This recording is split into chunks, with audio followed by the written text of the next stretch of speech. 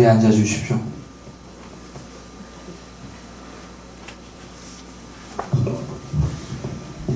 안녕하세요.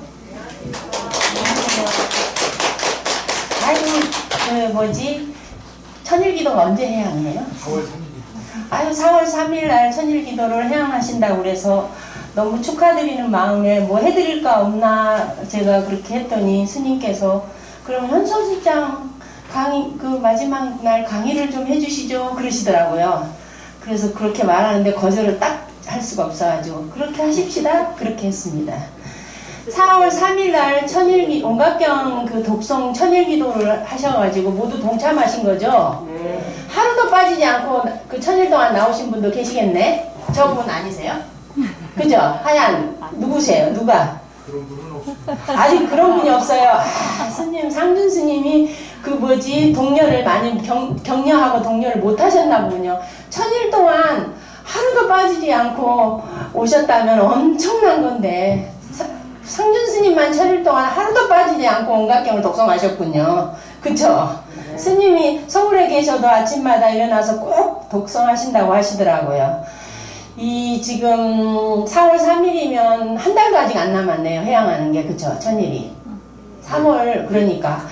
이 한 달 마지막 남는 이 기간만이라도 하루도 빠지지 않고 와서 부처님한테 삼배만이라도 하거나 아니면 집이 멀거나 올 수가 없으면은 매일 온각경 개송이라도 나머지 시간에 독송을 하신다면 스님이 천일기도 해양하고 난 다음에 얻은 어마어마한 공덕을 나눠 가질 수 있습니다. 네. 지금부터 오늘부터 가서 매일 온각경 집에 개송들 다 갖다 놓으셨죠? 네. 그거를 자기 전에 3번 하든지 아침에 일어나서 한 번 하든지 4월 33일까지 하루도 빠지지 않고 하거나 아니면은 시간적 여유가 있으신 분들은 4월 3일까지는 매일 와가지고 부처님께 삼배라도 올리고 가면 이게 굉장한 겁니다. 천일 기도를 천일 동안 한다는 거는 정말 다들 연세가 드셔서 아시겠지만 천일 동안 한 마음으로 뭔가 발언을 하고 한 생각을 한다는 거는 진짜 인간이 가지고 있는 가장 귀한 마음이거든요. 그렇게 귀한 마음을 내가 문득 낼 수 있었다는 게 엄청난 거고 그러한 마음을 내면 호법선신이라든지 재불보살들이 어찌 환희심을 내지 않겠습니까? 그러니까 그 사람이 가는 곳마다 행하는 것마다 항상 보호하고 도와주려고 아마 노력할 겁니다. 그렇잖아요. 여러분들도 젊은 사람이나 어린 사람들이 열심히 하고 뭔가 지극정성으로 한 마음으로 하는 거 보면 돕고 싶잖아요. 길거리 가다가도 돕고 싶은데 어찌 보살들과 부처님들과 호법선신들이 돕고 싶지 않겠습니까? 그러니까 지금까지 게으르고 잘 열심히 안 했어도 지금까지 약간 다 잊어버리시고 이제부터 4월 3일까지 내가 한번 해본다 이렇게 생각하시면서 이거를 잘 한번 해보시면 좋을 것 같다고 생각합니다. 인간이 살면서 얼마나 많은 기회가 수도 없이 제공이 되고 수도 없이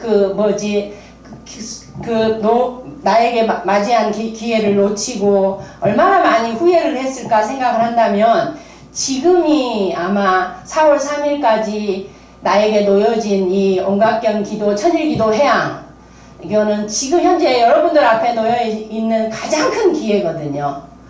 아마 이번 생뿐만 아니라 생생생생 이때 기도한 이 공덕으로 어딜 가든지 아무리 위험한 곳에 가든지 위험한 지팡이가 되고 등불이 되어줄 겁니다. 이게 그러니까 아마 도전을 해보시면 만약에 제 가족이라면 무조건 하라고 할 것 같은데 그게 진짜잖아요. 그쵸? 가족이라면 무조건 하라고 할 것 같은 게 진짜 아니에요? 다른 사람한테는 다 보내도 내 가족한테는 못 보내. 그럼 가짜잖아요 그게.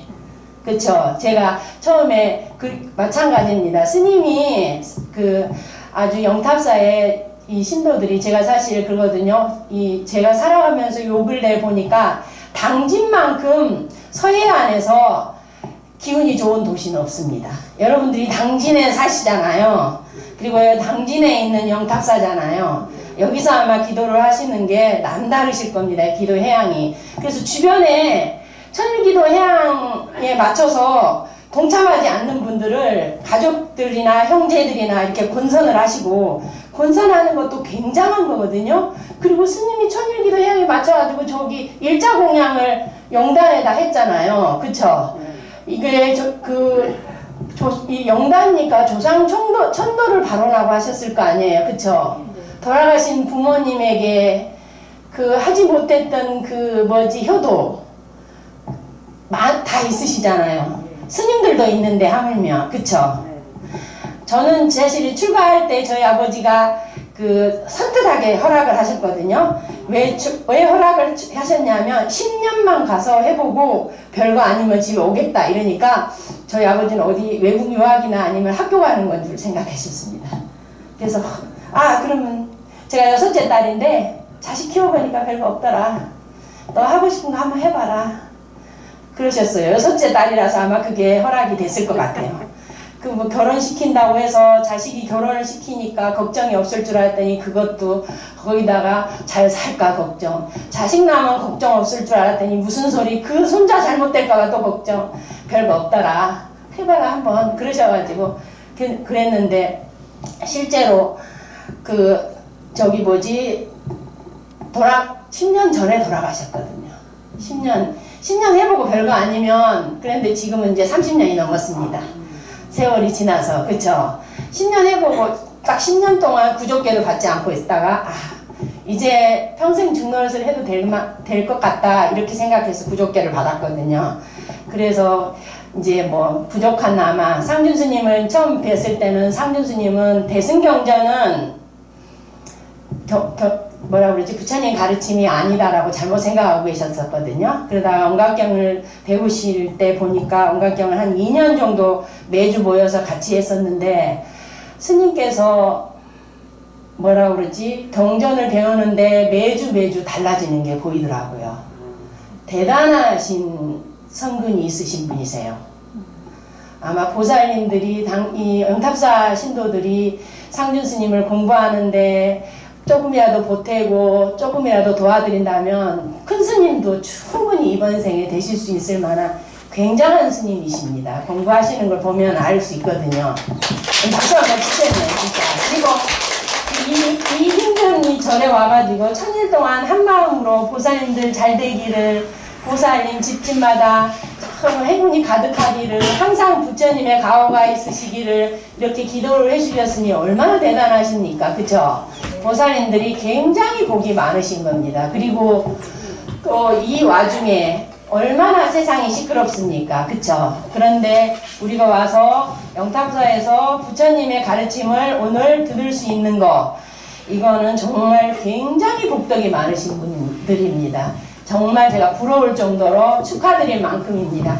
아마도 제가 맨날 앉아서 책만 보는 사람이라 되게 말은 서툴겠지만 이게 지금 설명을 해보겠습니다. 현선수 보살장 모두 나눠주셨죠? 네. 예. 지금 설명해야 될 부분은 한글을 가지고 읽고 설명해야 될 부분이 있으면은 설명해가면서 하겠습니다. 현선수 보살, 이에 현선수 보살이 대중 가운데 있다가 자리에서 일어나 부처님 발에 정례하고 오른쪽으로 3번 도는 방식으로 돌고서 장계하고 차수한 채 부처님께 사례로 말하였다. 대비하신 세존이시여, 널리 저희들과 말세 중생들을 위해 이와 같은 부사이한 사태를 여러 깨우치게 하셨습니다. 지금 나눠준 자료 없으신 분, 저 밖에도 없으신 분은 다 없나봐요. 다 들고 계세요. 여기에 5절 하나 놨죠. 불법으로 깨달이 아니라 깨달음 집어넣어야 되겠죠. 그쵸? 이게 지금 또 다음에 구절을 읽어보겠습니다. 세존이시여, 이 대승의 가르침은 명자 즉 이름이 무엇입니까? 운하봉지 어떻게 받들어 수지합니까? 중생수습 득하공덕, 이것을 수습한 중생은 어떤 공덕을 얻습니까? 운하사 호지경이 저희들에게 어떻게 경을 수지한 사람을 보호하게 합니까? 유포차교 지어하지 이 가르침을 유포한 자는 어떤 정신적인 단계에 도달합니까? 이게 지금 현선수 보살이 부처님에게 질문한 겁니다. 아시다시피 온각병은 말 그대로 완전하다 할 때 원자에다가 원만하다라고도 번역하고 완전하다라는 뜻이거든요. 그게 깨달을 각자죠. 그래서 실제로는 부처님이든 중생이든 어떤 생명체이든지 사실은 그 마음자리는 부처님하고 똑같다 이 말이거든요. 온각이라는 말이. 그 마음은 부처님 마음이나 중생의 마음이나 그 본질적으로 동일하다 이런 뜻이 온각이라는 말입니다. 실제로는. 그래서 이게 지금 열애장 불성이라고 교리적으로는 표현하는데 이 가르침을 믿는다면 기본적으로 그 인간이 갖고 있는 품성이 뭐냐면 모든 생명체에 대한 존중심을 갖게 됩니다. 왜냐하면 나와 동일하게 부처님 나하고 동일한 본래부터는 사실은 지금 길을 잘못 가고 있긴 하지만 그 본바탕을 보면 부처님 마음하고 똑같은 마음을 갖고 있더라 이거잖아요. 실제로 지금 현재 내 앞에서 나를 연맥이는 사람이 있습니다. 그래도 그 사람이 그렇다. 부처님들이 그렇게 말씀하셨으니까 이거거든요. 그 다음에 나를 괴롭히는 사람도 실제로 나를 모욕한 사람도 실제로 그렇다 이거거든요. 이거를 참 믿기가 어렵습니다. 그리고 알긴 알겠는데 막상 경계가 딱 부딪히면 그거 순식간에 잊어버리면서 화가 나고 짜증이 나고 억울하고 이렇습니다. 실제로는. 근데 그거를 어떻게 해야 하는지 이게 실제로 이제 묻는 거죠. 그래서 온각경은 이 법을 설하는 장소가 독특하게 현세에 있는 장소가 아니라 삼매에서 설하는 겁니다. 그래서 신통대 강명장이라고 이름하는 삼매에서 설하는데 이 온각경을 설하는 이 법회를 뭐라고 하면 열애의 평등법회라고 표현했거든요. 그래서 평등이라는 말을 잘 생각하셔야 돼요. 평등이라는 것은 부처님 마음이나 중생의 마음이나 내 마음이나 본바탕은 평등하게 똑같다. 어떻게 똑같은데요? 헤아릴 수 없이 무량한 지혜와 자비를 갖추고 있다는 측면에서 똑같다 이 말입니다. 왜 어떻게 알 수 있냐면 부처님들만 자비심을 낼 줄 알았더니 우리도 낼 때가 있습니다. 살다 보면. 그쵸? 그러니까 본바탕은 같은 거죠. 그런데 부처님들처럼 자유자재로 못 낼 뿐입니다. 그 자유자재를 획득하기 위해서 수행을 하는 거거든요. 어쩌다 한번 소가 뒷걸음치다 쥐잡는 방식처럼 어쩌다 한번 내는 게 무슨 저기가 있겠냐고요. 언제든지 내고 싶으면 내고 내기 싫을 때는 안 내고 이러고 싶지. 그래서 수행을 하고 기도를 하고 매일 절에 오고 그러는 겁니다. 그렇거든요. 그래서 실제로 자유자재로 이렇게 하는 그 평등, 그 자리는 평등하다는데 이게 이 가르침을 글자로 아는 사람이 있고 의미로 아는 사람이 있을 거 아니에요. 이 법회가 평등법입니다. 그래서 이 현수수장이 마무리가 되고 집에 갈 때면은 평등이란 말이 머릿속에서 각인이 돼야 됩니다. 여러분들이 평등이라는 게 과연 뭘까? 열애의 평등법회에 함께 머무셨다 이렇게 시작하거든요. 서문에서. 평등이라는 게 과연 뭐냐? 세상살이가 평등하다는 뜻이 아닙니다.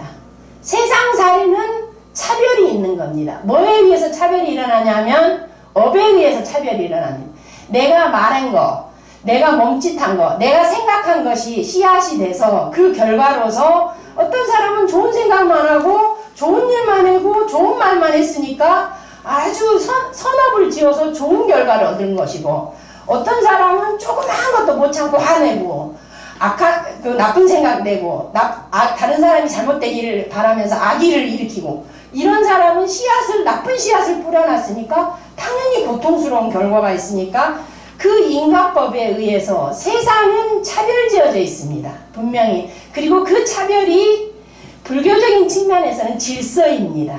차별이라는 개념을 손가락이 5개가 다 다르잖아요. 이게 다 각각 하고 있는 역할이 다르니까 이 차별이라는 것은 질서입니다. 그리고 이 질서가 이 차별이 고정적으로 확정된 게 아닙니다. 언제든지 바꿀 수 있습니다. 그쵸? 고정적으로 확정됐다면 걱정스럽죠. 한번 나쁜 놈은 영원히 나쁜 놈인데 큰일 나죠. 부처님 법은 그런 거 없거든요. 언제든지 나쁜 마음을 냈던 사람이 언제든지 그럴 수 없이 선한 마음을 내잖아요. 이 마음자리가. 그쵸? 그래서 평등법회라는 게 무엇인가 고민을 하시다가 세상 사람들이 모두 평등하다는 게 무슨 나하고 하등 관계가 있습니까? 평등이라는 말을 어디에다 적용하냐면 내 마음에 적용하는 겁니다. 어떻게 적용하는데요? 경계가 부딪힐 때마다 화날 경계 앞에서 이게 평등이라는데 저 사람도 나처럼 감기가 걸리는데, 그죠? 저 사람도 자식 잃으면 우는데 평등하잖아요. 나처럼. 그렇게 생각하는 겁니다. 그래서 어떻게 한다고요? 그 사람한테 화내지 않고, 화내면 또 그 화 때문에 나쁜 씨앗을 뿌리게 되잖아요. 제 마음에다가. 그래서 나중에 고통스러운 결과를 받으니까 그건 인간법이라 아무도 못 피합니다. 부처님도 못 피합니다. 그러니까 그거를 어떤지 그 도리를 잘 이해하고 있다가 화낼 순간에 화내지 않아야 되고, 그쵸? 그 다음에 그래서 불교에서 정진을 얘기할 때, 석가모니 부처님 당시에 인도에서 불교에서 정진을 얘기할 때 항상 자기 마음을 쳐다보면서 마음에서 아직 이런 선한 것이 일어났으면, 아직 일어나지 않은 선은 선한 것, 해탈에 이롭고 윤리적으로 선한 것은 일어나게 하고, 이미 일어난 선은 크게 만들고, 그쵸? 악이 일어나면 아직 일어나지 않는 악은 못 일어나게 하고, 그죠? 이미 일어나서 화가 탁 났다면 그 자리에서 그치게 하고, 이게 정진의 뜻이거든요. 불교에서는 기본적으로. 그러니까 이 정진을 할 때 이용을 하는 겁니다. 평등이라는 말을 잘 이해하는 사람이 평등이라는 말을 잘 이해한 다음에 어디서 이용한다고요? 내 마음을 관찰하면서, 내 마음을 반조하면서 비추어보면서 평등이라고 보이지 않을 때가 있습니다. 세상이. 정말 세상이 불공정하고 불평등하고 그렇게 보이지 않을 때 세간살이는 불평등한 겁니다. 그런데 여기 경전에서 말하는 평등은 우리 마음이 갖고 있는 본바탕이 평등하다는 겁니다. 그 마음을 어떤 사람은 좋게 쓰고 어떤 사람은 나쁘게 쓰는 것은 그 사람의 의지일 뿐이지 내가 어떻게 할 수 있는 건 아니거든요. 그리고 그 사람은 인간법에 따라서 자기가 알아서 원인과 결과에 따라서 그 업보를 받거든요. 이번 생에 받는 사람도 있고 다음 생에 받는 사람, 그 다음 생에 받는 사람에 따라서 다를 뿐이지 거기서 피해가는 사람은 아무도 없다고 부처님이 말씀하셨거든요. 그래서 이 평등법회에 해향을 하는 현선수 보살장입니다. 지금 12명의 보살이 곤속을 데리고 나와서 질문하고 답하고 질문하고 답하고 이랬는데, 현선수 보살에서 보면은 이게 어질 현자에다가 선할 선자에다가 우두머리를 숫자를 쓰죠. 이름이. 그래서 이거는 현선이라는 말이 매우 선하다는 뜻입니다. 선 앞에다가 현이 붙이면 아주 대단히 선한 것이다. 불교에서 선하다는 것은 착하다는 뜻이 아니라 윤리적으로 선하다는 뜻이고 해탈이 아주 이롭다. 해탈이 이롭다는 말이 너무 어려우면 부처님이 되는데 가장 이롭다. 이렇게 이해하시면 돼요. 나도 부처님처럼 깨닫고 싶은데 어떻게 하면 부처님이 될 수 있을까? 선업을 잘 축적하면 됩니다. 그러면 선업이 뭔데요? 부처님 되는데 이로운 겁니다. 부처님 되는데 이로운 거는 뭡니까? 라고 물으면 인도 불교 전통에서는 계를 잘 지키면 됩니다. 이겁니다. 계를 잘 지키고, 제가자한테는 부처님이 그랬거든요. 계를 잘 지키고 보시를 실천하면 된다. 그러거든요. 근데 보시라는 게 뭔데요? 먹은 마음 없이 베푸는 게 보시입니다. 먹은 마음이 있으면 보시가 아니고 그냥 주는 겁니다. 대가 없이 누군가에게 대가를 바라지 않고 누군가에게 문득 괴로워하는 사람에게 말로 위로를 하면은 구업을 입으로 하는 보시이고, 그죠? 절에 와가지고 법당 청소도 한다든지, 어떻게 법당 청소를 하는데요? 누구든지 와서 부처님 도량에 와서 기도 잘하고 그 기도 성취하기 바라고 공부 잘하고 하는데, 혹시 지저분해서 공부하는데 방해가 되면 안 되니까 내가 먼저 가서 해야 되겠다.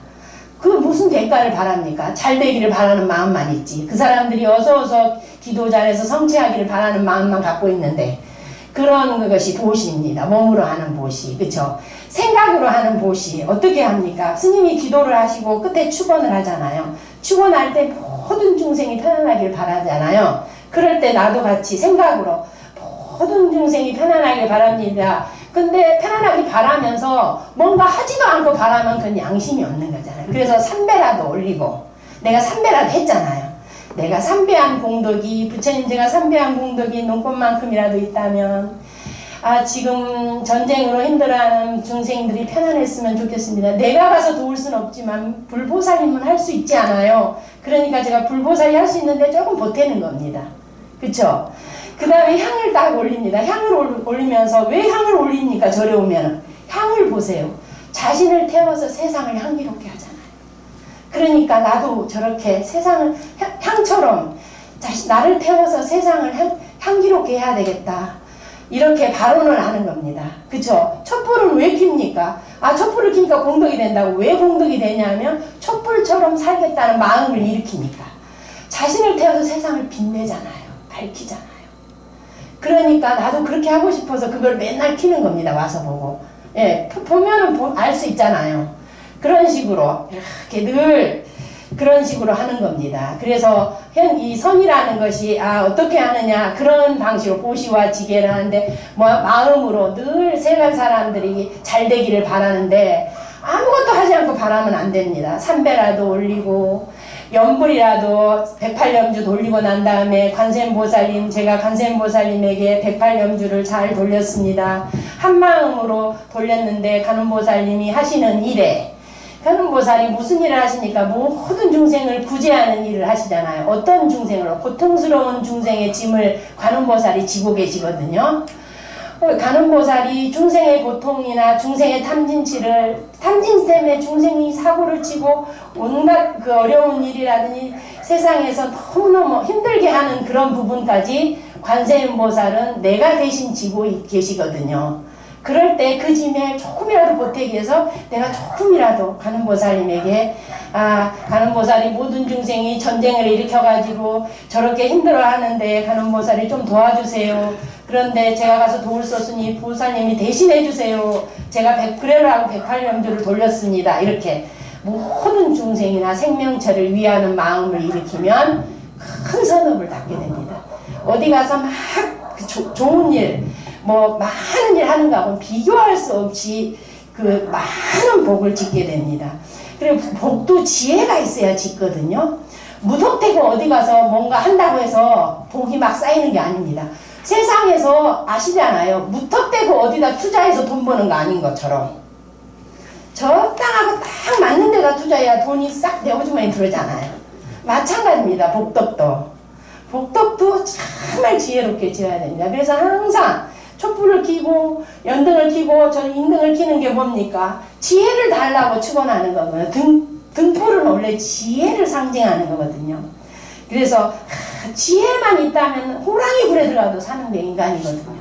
그렇잖아요. 그래서 지혜를 축적하라고. 그래서 현선수 보살이라는 것은 선업 중에서 가장 최고의 선업인데 또 우두머리 숫자잖아요. 그 중에 최고다. 현선수 보살 이름이 이겁니다. 그게 뭔데요?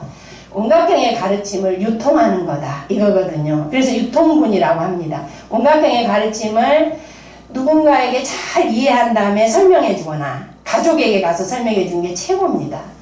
내가 오늘 하루 겪는 게 있으면 지나가는 얘기라도 설명을 해주고 가서 잊어버리기 전에 가서 잽싸게 전하고 아니 전할 길이 없으면은 글로라도 좀 써놨다가 나중에 자식들한테도 주고 읽어보라 하고 그러시면은 됩니다. 사실은 그러면 엄청나게 선업을 짓게 되는 거거든요.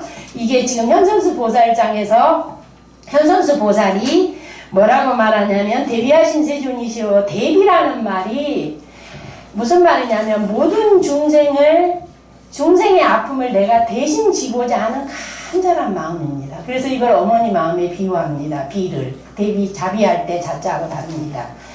비는 다른 사람의 아픔을 내가 대신 지려고 하는 간절함이거든요. 그래서 대비심을 보려고 하면은 어디 가서 봐라. 산에 가서 기도하는 노보살님들의 뒷모습을 보면 안다. 어떻게 아는데요? 자식 달들하고 그렇게 간절하게 기도하시잖아요. 그게 대비심입니다. 그런데 어머니 마음은 큰 대자라고 쓰지 않습니다. 그냥 비심이라고 그러지. 왜 큰 마음을 쓰지 않느냐 하면 자식을 소유하니까 내 거라고 생각하는 마음 때문에 커지지가 않습니다. 그런데 대보살 마살들은 내 거라는 마음이 없으니까 큰 마음을 낼 수 있습니다. 너 나의 구별이 없으니까. 그래서 대비라고 부처님을 지칭하는 것이죠. 대비심이 어떤 마음이냐면 뭐라고 설명할 수 없는데 굳이 설명하자면 짠한 마음입니다. 자식을 눈에서 못 띄겠는 마음. 어머니가 자식을 어떻게 눈에서 못 띄겠잖아요. 이렇게. 그래서 이거를 금강경에서는 혼념한다고 표현합니다. 보호하려고 하는 그 마음, 자식, 그 짠한 마음. 부모가 늙어가지고 힘들어하는데 그 뭐라고 말할 수 없이 짠한 마음. 고사님들은 그럴 거 아니에요. 늙어가는 부부가 서로 상대방을 보면서 너무너무 짠하다 하시거든요. 그 마음, 대비심 누구나 가지고 있습니다. 그런데 우리는 자유자재로 못 씁니다. 부처님은 자유자재로 쓰거든요. 자유자재로 쓰려고 사실은 열심히 공부하고 수행하고 부처님이 돼야 되거든요. 그래서 지금 대비하신 세존이시여 이 말을 요즘 현대인들의 말로 표현하면은 부처님 제 마음 잘 아시죠? 제 마음을 잘 공감하셔가지고 제 마음만큼 내가 정말 벗어나고 싶은 만큼 고통에 있다면 고통에서 벗어나는 만큼 그 마음을 공감을 해야 대신 짊어지잖아요. 공감하지 않으면 대신 짊어지지 못해서 그래서 요즘 말로는 공감한다라는 공감해서 그거를 대신 지려고 한다라고 말을 바꿉니다. 요즘은 현대어로. 공감해야지. 공감하지 않으면 어떻게 대신 집니까? 자식이 힘든 거를 내가 마음속에서 절로 공감이 되니까 대신 내가 해주고 싶잖아요. 공감하지 않으면 대비심은 절대로 안 나옵니다. 근데 중생의 마음을 다 부처님은 중생의 아픔을 공감하고 있다는 겁니다. 그리고 그 공감한 다음에 그 중생의 짐을 부처님께서 대신 지려고 하시니까 부처님 앞에 대비하신 세존이시여 라고 말을 붙였습니다.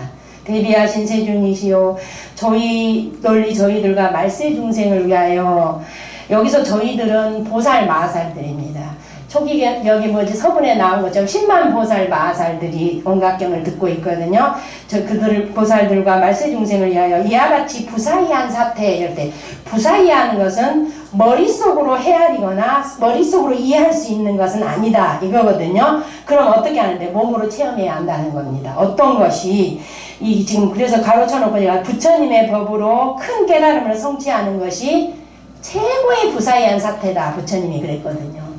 그 말은 뭐냐면 반드시 깨달음은 체험해야 되는 일이다 이거거든요. 이게 무슨 말인지 어렵죠. 이거와 같습니다. 자전거 아까도 보살님한테 설명했는데 자전거 머릿속으로 타는 거하고 직접 타는 거 다르죠. 네.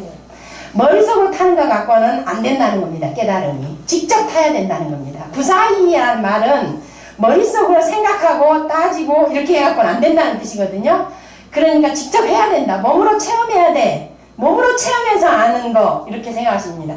이게 이제 지금 무슨 얘기냐면 문수보살장에서부터 쭉 해가지고 와가지고 온각장 보살까지 부처님이 어떻게 깨달은가에 대한 설명을 했잖아요. 그거에 대해서 잘 깨우쳐 주셨습니다 라고 부처님의 가르침 잘 들었다고 찬탄하는 구절입니다. 그리고 난 다음에 이제 자기가 직접 궁금한 걸 묻습니다. 현선수 보살이. 첫 번째 궁금한 게 뭐냐면 세존이시여 이 대승의 가르침은 명자가 무엇입니까? 이름이 뭡니까? 어떻게 받들어 수지합니까? 만약에 이것을 수습한 중생은 어떤 공덕을 얻습니까? 저희들에게 어떻게 할 때 저희들에게는 보살 마살들입니다. 보살 마살들이 어떻게 이 경전을, 이 가르침을 수지한 사람을 보호합니까? 그죠? 보호하게 합니까? 이 가르침을 유포한 자, 이 언각경에, 지금 상준스님처럼 언각경을 독성을 하고, 언각경을 강의하고, 또 언각경의 가르침을 이해하려고 널리 설하고, 이러한 유포한 자는, 결국은 유포한 결과, 그 행동의 결과, 어떤 지위에 오릅니까? 정신적인 단계에 도달합니까? 이렇게 질문을 하고 나서 이렇게 말하고서 몸의 5부분을 오체 투지죠. 땅에 대고 이 말은 오체 투지하는 예법이죠. 예배하였다. 이와 같이 끝나면 다시 시작한 것으로 3번 이렇게 했다. 이거는 설명 쭉 들으셨으니까 굳이 설명 안 해도 되고 이때 세존께서 현선수 보살에게 말씀하셨다. 선제 할 때 여기서는 현선수 할 때 선자하고 다르게 여기 선제라는 것은 좋고 좋구나라는 형용사입니다. 그쵸? 선남자여 그대들이 이해능이 보살들과 말세 중생을 위해 열애에게 이와 같은 경전의 가르침을 경전이 갖고 있는 가르침에 공덕으로서 그 명자를 붙는구나. 이게 경전의 이름이 공덕을 그대로 표현한 거거든요. 그래서 공덕과 명자라고 번역하면 안 되고 공덕하고 리꼬르 명자입니다. 그래서 번역을 공덕으로서 그 이름을 묻는구나. 그대들은 지금 자세히 들어라. 마땅히 그대를 위해 설하리라. 이렇게 부처님이 이제 설법을 해주겠다고 허락을 하시죠.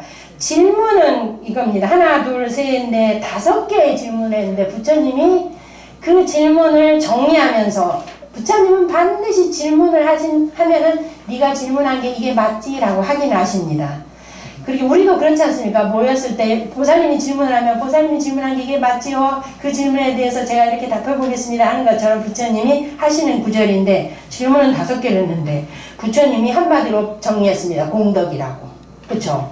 근데 그 공덕이 다른 말로 하면 이름인 겁니다. 경전의 이름.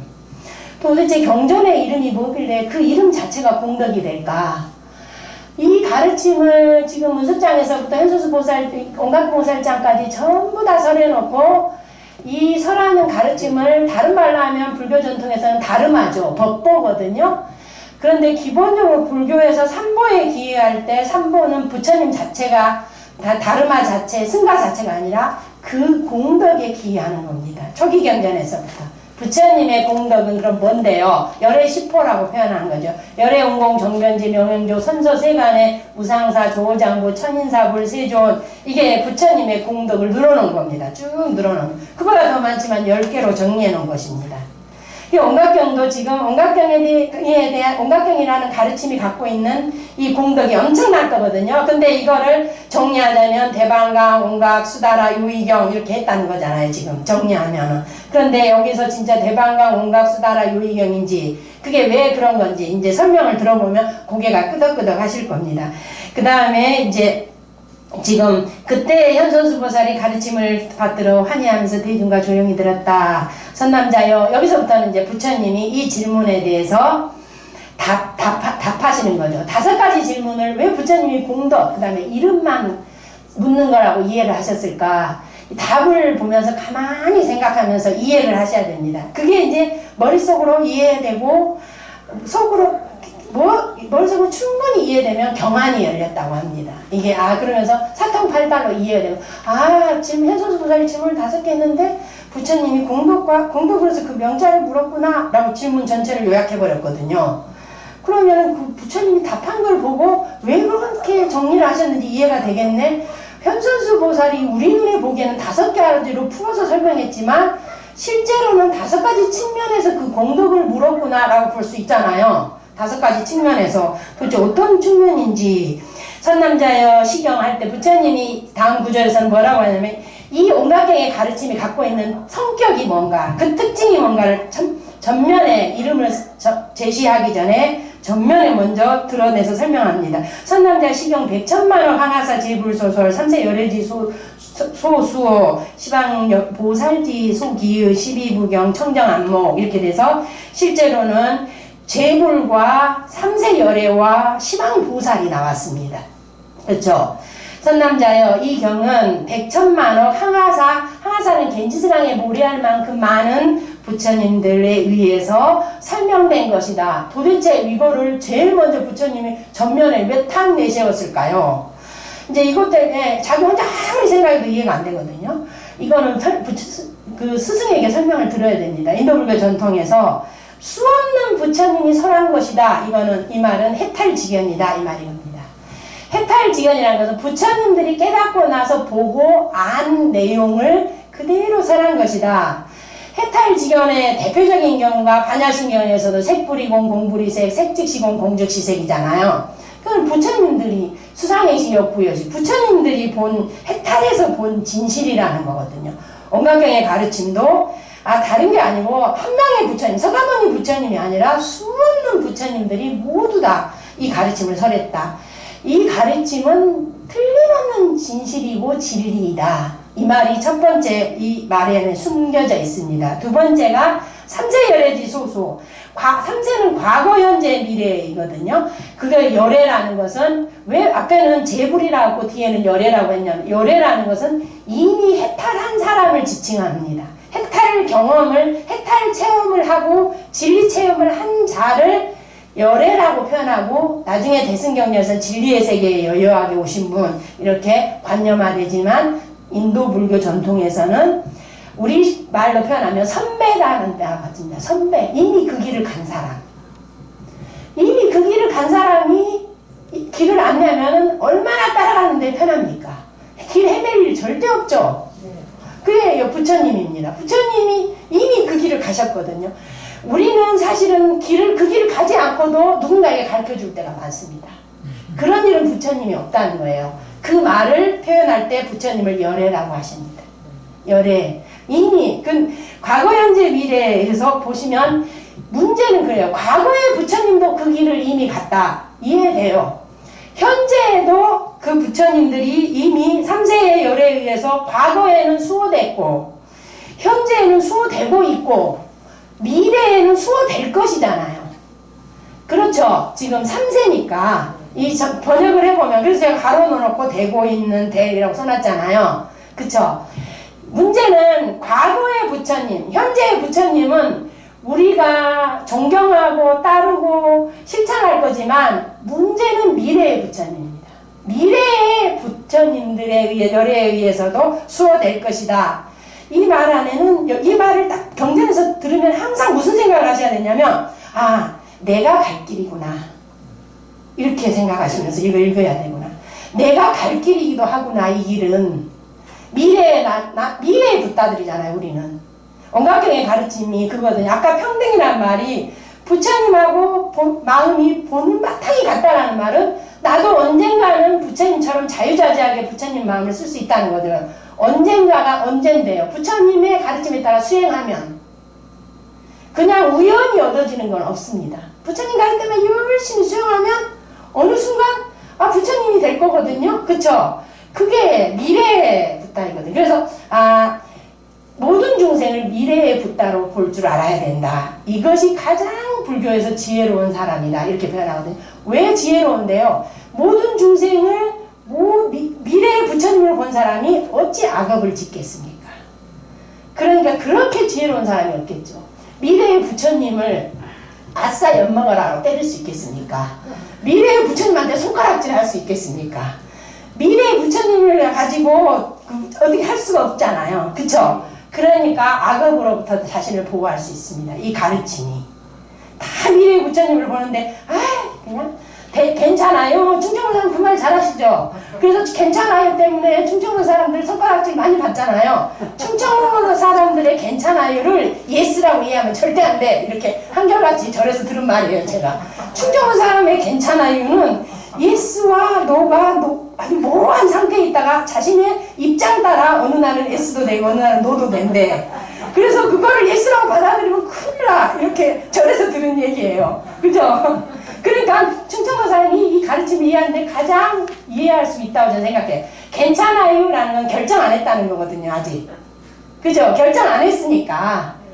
그러니까 결정하지 말고 저 미래의 부처님인데 아주 미래의 부처니까 지금은 부처가 아니고 미래에 될 거니까 지금 이렇게 실수는 할 수 있고 지금 저렇게 나쁜 짓은 할 수 있지. 근데 그 나쁜 짓에 대한 가보는 분명히 스스로 알아서 받을 거야. 인간은 자업자득이니까. 그렇게 밀어두고 괜찮아요 잘하잖아요 괜찮아요 라고 밀어놓고 나쁜 마음을 안 내는 겁니다. 악업을 안 짓는 겁니다. 그거를 가지고 있는 걸 이용하는 게 제일 좋습니다. 그렇거든요. 그래서 지금 얘기를 하는 건데 그렇잖아요. 그래서 과거 현재 미래 우리가 삼세열의 이 반야바람일 이렇게 할 때 반야바람일 때도 삼세의 열애가 딱 나오면 나도 이 가르침을 해야 되는 거였구나. 삼세잖아요. 과거 현재 미래 내 일이구나. 부처님 일이 아니구나. 이렇게 삼세가 나오면 항상 길을 쭉 세우고 그 가르침을 내어놔야 됩니다. 왜냐하면 내가 이걸 해야 되거든요. 내 일이거든요. 근데 삼세의 열애들이 이걸 수호하고 있다고 했습니다.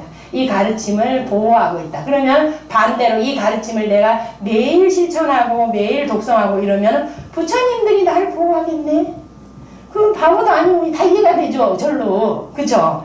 예, 그러니, 이 가르침이 굉장하구나. 그 다음에 시방의 보살들. 시방의 보살이라는 모든 보살이라는 말하고 같습니다. 모든 보살들이 기해야 될 대상이다. 기해야 될 대상이라는 말이 뭡니까? 의지할 대상이라는 거죠. 왜 의지가 필요합니까? 지금 내가 있는 곳이 지금 위험하니까, 고통스러우니까, 마치 자식이 어머니를 찾듯이 기이하잖아요, 저희가. 그렇죠? 그래서 삼보에게 기이하는 게 모든 불교도의 공통이죠. 삼보에게 기이한다는 건 뭡니까? 위험한 상태에서, 나쁜 일을 해야 될 위기의 상태에서, 갈림길에서 삼보에게 의지해서 간다는 거거든요. 그러려고 삼기일을 항상 하잖아요. 그것이 불교도가 갖고 있는 가장 큰 특징이잖아요. 그런데 온각경이라는 가르침은 모든 보살들이 기해야 될 대상이다. 이렇게 그 다음에 12부경의 청정한 안목이다 할 때 12부경은 부처님의 가르침을 문학 형식으로 분류할 때 12가지로 분류를 해서 구분하는 방식입니다. 경렬론 3장처럼. 그런데 이 방식이 더 오래됐습니다. 그리고 12부경의 청정한 안목은 어떻게 해서 하는데요? 온각경의 대방광할 때 방광이 부처님과 그 제자들의 문답으로 이루어진 문학 형식을 방광이라고 합니다. 그래서 방광이 있죠. 12부경에. 또 온각경에서 개송을 원문을 딱 썰어놓고 부처님이 개송으로 중송으로 거듭 설하죠. 12부경에 그게 중송이라는 문학 형식이 또 있습니다. 그 다음에 12부경 안에 온각경 안에 또 그 다양한 방법들이 있지만 그런 방식으로 경전 안에 수없는 것들, 그 다음에 온각경 안에 비유가 다양한 방식의 비유가 나오죠. 그것도 12부경의 한 분류에 들어갑니다. 그 중에 청정한 안목이다 라고 했을 때 12부경 가운데 12가지의 부처님의 가르침을 분류하는 그 방식 가운데 가장 청정한 안목이다. 이 말은 대방광 할 때 방광으로서 가장 뛰어난 가르침이다. 이 말이거든요. 왜냐하면 12명의 뛰어난 보살들이 나와서 엄선했거든요. 엄선하고 굉장히 실력 있는 보살들이 나와서 12명이 나와서 질문하고 그 부처님은 대기설법을 하기 때문에 묻는 사람의 수준에 맞춰서 설하거든요. 그래서 묻는 사람의 수준에 맞춰 설했더니 이 가르침이 동양에서 즉 중국에서 오랫동안 마치 요즘 현대적 교육체제에 의하면 대학원 정도의 가르침, 석사과정 정도의 가르침이다. 그래서 굉장히 수준 높은 가르침이다. 이 표현입니다. 그래서 지금 보면 백천만원 항하사 부처님들에 의해 설명된 것이고 이 말은 이 가르침이 해탈지견이라는 뜻이고 삼세 요래에 의해서 수호된다라는 것은 이 경이 과거, 현재, 미래까지도 영원히 살아남아서 계속 유지될 열애장 불성 계열의 가르침이다. 왜냐하면 열애장 불성 계열에서 법보는 나무 상주 시방설 하잖아요. 상주라는 말 자체하고 같은 의미라고 이해하시면 됩니다. 수호가 여기서는. 나무 상주 시방불, 나무 상주 시방법, 나무 상주 시방승 이렇게 하거든요. 우리나라에서 그 부처님에게 삼보에 귀의할 때는. 근데 어디에서요? 동남아시아나 티베트 가면은 그렇게 안 합니다. 상주가 빠져 있습니다. 상주가 항상 상자에다 머물 축자거든요. 항상 머무는 것이 뭡니까? 과거, 현재, 미래에 모든 부처님이 항상 보호하고 있으니까 항상 머물 수밖에 없죠. 그렇잖아요. 그 말하고 같다 이렇게 이해하시면 됩니다. 그래서 삼세 열애지 소수요 이거는 상주하고 같은 말이다. 당연하다. 그 다음에 시방보살지 속이 모든 보살들이 기이할 대상이다. 이 말은 모든 보살님들이 이 가르침에 의지해서 수행해서 부처님처럼 깨닫는 이 가르침이다. 이 말이거든요. 그리고 교리적으로 말하면 부처님의 설한 그 설법의 방식으로 말하면 12부경의 청정한 안목이다 라고 해서 이 경전의 가르침의 특징과 성격을 설했습니다. 그 다음에 이 경은 이른이 그래서 명자가 무엇입니까? 라고 물었잖아요. 현수수 보살이 질문할 때. 이 질문에 대한 이제 답을 하기 위해서 먼저 서두를 꺼내신 다음에 이 경의 이름은 시경, 명, 대방각, 온각, 다라니, 영명, 수다라, 요의, 영명, 비밀왕삼매, 영명, 열애장, 결정경계, 열애 결정경계, 영명, 열애장, 자성차별에서 이름을 하나, 둘, 셋, 넷, 5개로 쭉 제시했습니다. 그러니까 처음에 무슨 얘기냐면 대방강 원각다란이하고 수다라 요이하고 비밀왕 삼매 열애 결정경계 열애장 자성차별은 동의어입니다. 전부 다 같은 리꼬르입니다. 하나의 대상을 놓고 어떻게 말하면 한마디로 말하면 큰 방강의 원각으로서 다란이 이게 이제 대방강 원각 다란이의 해석이고 그 다음에 또 그 하나의 뭐를 지칭하고요. 부처님하고 중생들 마음이 똑같은 그 마음자리 그 마음을 가리키면서 어떨 때는 대방강 원각 다란이라고 어떨 때는 수다라 요이라고 어떨 때는 비밀왕 삼매라 하고 어떨 때는 열애 결정 경계라 하고 어떨 때는 열애장 자성 차별이라고 한다. 이 원각경에서 가르친 원각이라는 완전하게 깨달아져 있다는 그 지점, 그 마음 이거를 표현한 겁니다. 그래서 이건 먼저 번역을 읽어보겠습니다. 이 경은 이르니 큰 방강의 원각으로서 다라니 이거를 왜 부처님이 이렇게 명칭했을까? 문수장에서 알 수 있습니다. 문수장에서 뭐라고 합니다. 부처님들에게 대다라니 문이 있는데 이름을 원각이라고 한다 해서 원각하고 다라니는 같은 말입니다. 그래서 원각 대방강은 앞에 붙여져 있는 거. 방강이라는 말 자체가 아까도 말한 것처럼 부처님의 가르침 가운데서 문답으로 이루어진 문학 형식을 가리킵니다. 방강. 근데 앞에 대를 썼잖아요. 이거는 문답을 하나만 한 게 아니라 12개나 했잖아요. 그러니까 크죠. 대. 그 다음에 원각이라는 것은 완전할 원자, 원만할 원자에다가 깨달을 값자잖아요. 완전하게 깨달아져 있다. 언젠가 깨달은다는 뜻이 아니라 지금 바로 이 상태로 완전하게 깨달아져 있다. 근데 이거를 다른 말하면 다란이라고 한다. 다란이는 소리만 옮겨놓은 건데 우리말 하면 무슨 한문으로 총지라고 해요. 모두 총자에다 가질지자에 돼 있거든요. 그래서 무슨 뜻이냐 하면은 모두 다 갖고 있다는 것이에요. 뭐가? 우리 마음이. 어떻게 아는데요? 간단하게 알 수 있어요. 내 마음이 모두 다 갖고 있다는 거 어떻게 아는데요? 자식을 보면 순식간에 엄마 마음이 됐다가 부모를 보면 자식 마음이 됐다가 학교에 가면 학생들 앞에는 선생 마음 됐다가 우리 마음이 모두 다 갖고 있다는 뜻이잖아요. 언제든지 갖고 있으니까 자유자재로 막 상황에 따라 대상에 따라 일어납니다. 그래서 마음은 본래부터 고정적으로 되어 있지 않고 부처님이 큰 폭류처럼 흐른다고 했습니다. 폭류처럼 항상 흘러가는 거센 물결입니다. 마음이. 우리 마음이. 어떻게 폭류처럼 흘러가느냐 하면 마음이 대상 따라 일어나거든요. 볼 때마다 뭘 보면 마음이 일어나고 들으면 일어나고 냄새 맡으면 일어나고 그쵸? 그 다음에 맛보면 일어나고 누가 접촉하면 일어나고 그거 안 해도 수없이 상상하고 의심하고 수없이 마음이 일어납니다. 한 번도 마음이 멈춘 적이 없습니다. 마음을 한 자리에 딱 멈추게 하는 게 사마타 수행이거든요. 마음은 본래 대상 따라 일어난다. 이거는 부처님이 가르친 18개, 12처, 5원, 초기 경전에서 말한 가르침의 본질 중에 핵심이거든요. 마음이 누군가에 대해서 대상되어지는 게 아니라 딱 고정되어 있지 않고 항상 움직인다. 이거를 부처님의 가르침을 잘 이해하는 사람은 어떻게 하겠습니까? 나쁜 건 안 볼라 하겠죠. 대상 따라 일어나는데 용감무쌍하게 나쁜 거 보고 나쁜 마음 일으키겠어요? 바보가? 그렇죠? 이런 방식으로 항상 가만히 마음이 대상 따라 일어난다고 하는데 내가 어떻게 하면 마음이 대상 따라 일어날까? 마음이 대상 따라 일어나는 걸 가만히 이해하시고 자기 마음을 어떻게 이끌고 가야 되는가 곰곰이 생각하시면서 마음은 늘 대상 따라 일어나는 게 순리다. 대상이 그러니까 좋은 대상, 나쁜 대상, 그쵸? 마음이 대상 따라 일어나는 거 보세요. 좋아하는 사람이 저 멀리 오면요 발자국 소리만 들어도 마음이 벌써 그 발자국에 붙어있잖아요. 싫어하는 사람이 눈앞에 나타나 보세요. 무슨 깜짝하세요. 마음이 아니라 몸이 점점 뒤로 가요. 그죠? 싫으니까 너무 그죠? 우리 마음이 그렇습니다. 대상 따라 일어난다.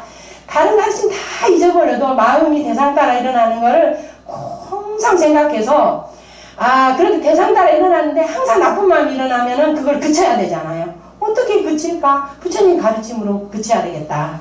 이게 삼보에 기이한 거예요. 그래서 다르마에 기이했잖아요, 저희가. 친구한테 전화할 게 아니라 그건 친구한테 기이한 거지. 그쵸? 그래서 삼보에 내가 부처님의 경전 한번 독송해볼까? 이렇게 그렇죠. 예를 들면 이런 겁니다. 제가 아주 우스갯소리지만 작년인가 재작년인가 저한테 한 1년 가까이 수업을 들었던 스님이 식당에서 다른 스님들하고 앉아서 만둣국을 먹으러 앉아있는데 제가 눈알을 딱 마주치고 식당에 들어오더니 눈을 마주치고 그대로 모른 척하고 가버리더라고요. 정말 마음이 뭐라고 말할 수 없이 쓸쓸했습니다. 참 세상이 희한하다. 그쵸? 나는 참 저렇게 못하겠는데 어떻게 저럴 수가 있을까? 그리고 참 사람이 어쩌면 저럴 수가 있을까? 제자와 스승 간에 단 한 학기를 배우고 하루를 배워도 안녕하세요 라고 하고 가도 되잖아요? 딱 모른 척하고 가더라고요. 그런데 제 마음이, 그 스님은 가버렸는데 제 마음은 말할 수 없이 쓸쓸한 거예요. 그래서 와서 뭐를 할까 하다가 이 마음이, 이 쓸쓸한 마음, 이 연자한 마음을 예쁜 마음으로 바꿔야 되는데 어느 날 갑자기 안 바꿔지잖아요. 그래서 제가 연등을 만들었습니다. 예쁘게 만들어가지고 거기에 집중해서 연등을 하나 딱 만들어 놓고 책상 앞에 딱 놓으니까 언제 그랬다는지 마음이 예쁜 마음으로 바뀌었더라고요. 우리 마음이라는 게 그렇습니다. 그렇죠. 그래서 경전을 독성을 하거나 가르침을 독성하거나 언제든지, 그죠? 오늘부터는 이제 대방과 온각 다란이 이렇게 생각만 해도 그 마음이, 나쁜 마음이 싹 내려놓도록 설명을 잘 해보겠습니다. 일단은 여기서 다란이라는 말이 모든 것을 가지고 있다는 것이에요. 내가 모든 걸 갖고 있는 부자가 내 마음은, 이렇게 이해하셔야 됩니다. 그런데 이 모든 걸 갖고도 부처님들은 자유자재를 쓰니까 뭐라고 했냐면 문수장에서 무상거방에게 대다란히 문이 있는데 이름을 온각이라고 한다 했는데 중생은 그걸 갖고도 한 번도 못 쓰고 있는 거예요. 바보같이. 그래서 이거를 어떻게 하면 잘 쓸 수 있는가, 이게 이제 온각경에서 가르친 거죠. 네, 온각경의 가르침을 잘 이해하면 그걸 쓸 수 있습니다. 자유자재 부처님처럼. 그래서 온각이라는 말이 너무 어렵다. 완전하게 깨달아져 있다는 말이 너무 어렵다. 그러면 다란이라고 이해하시면 됩니다. 다란이가 너무 어려워. 그러면 모두 다 갖고 있다. 이렇게 생각하시면 됩니다. 모두 다 갖고 있죠. 나쁜 마음도 갖고 있습니다. 그러니까 대상에 따라서 나쁜 마음을 순식간에 일어나잖아요. 글쎄, 뉴스 보다가 김정은이 딱 나오면, 김정은이가 잘 되기를 바라는 사람은 없을 거예요. 그죠? 매우 비불교적이긴 하지만, 저 사람이 빨리 악업에서 벗어나서, 그 나쁜 짓을 안 했으면 좋겠다라고 발언을 해야지. 불교도들은 그래야 되지만 그래도 가다가 더 엎어졌으면 좋겠다 이런 생각 하잖아요. 그게 악이거든요. 악이. 다른 사람이 잘못되길 바라는 마음, 악이. 근데 내가 그 마음 대상 뉴스 보고 딱 일으켰잖아요. 대상 따라. 근데 그 씨앗은 내가 가지고 있어야 돼요. 그 나쁜 씨앗은 내가 일으킨 그 마음에. 그래서 그걸로부터 나를 보호해야 돼요. 세세생일 다니면서 사람으로부터 나를 보호할 게 아니라 내 마음에서 나쁜 마음이 나오지 못하게 나를 항상 보호해야 되는데 그걸 어떻게 보호하고 어떻게 해야 되느냐, 부처님의 가르침 가지고 한다. 이게 불교도들이 해왔던 방식인 겁니다. 그래서 수다라 요이 할 때 대승경전 안에는 수다라는 경전이라는 말에 음사하거든요. 대승경전을 분류할 때 불요이경과 요이경으로 분류를 합니다. 아니불자를 써서 불요이, 요이한데 요이경이라는 말 자체가 글씨를 잘 봐보세요. 마칠 요자에다 뜻자죠. 뜻을 다 해맞췄다 이 말이면 무슨 말이냐면 제가 선생님한테 들을 때 뭐라고 들었냐면 참고서가 필요 없다 이 말하고 같다는 말이었습니다. 다 설명했다. 분명하고 명백하게 다 드러냈다 이 말이거든요. 수다라 요이라는 말 자체가 어떻게 전부 다 드러냈는데요. 뭐라고 표현을 하냐면 대표적으로 온갖 보안보살장의 많이보주 같은 거 예를 들어서 모든 중생이 다 부처님하고 본질적으로 같다. 분마탕이 같다. 어떻게 알 수 있는데요. 보안보살장의 질문에 부처님이 답할 때 많이보주 비유를 듭니다. 하얗고 투명한 수정구슬이 있는데 그게 우리 마음자리입니다. 하얗고 투명한 수정구슬이 있는데 빨간 색깔의 종이를 그 수정구슬에 붙이면 빨간 구슬이 되고 파란 걸 붙이면 파란 구슬이 됩니다. 투명하니까. 흑색을 붙이면 흑색 구슬이 됩니다. 그쵸? 그게 중생이 갖고 있는 그 업입니다. 업을 비유한 거거든요. 그러니까 인간의 업은 빨간색이라면 빨간색에 비쳐 있어서 인간으로 태어나고 축생의 업은 파란색이라면 파란색 구슬로 비쳐서 파란색이라는 겁니다. 그런데 그게 그 색깔의 색종이를 비껴버리면 본래 투명한 거 그대로 드러나죠. 한 번도 그 투명 구슬의 색깔이 물들거나 깃들지 않죠. 그런 방식으로 깨달아져 있다 이미. 근데 단지 여러분들이 중생은 파란 구슬이 비춰져 있으면 그게 내 거라고 생각한다. 파란 것으로. 본질이 투명하다는 걸 잊어버리고 그렇게 확실하게 수다라 요의로 드러냈다.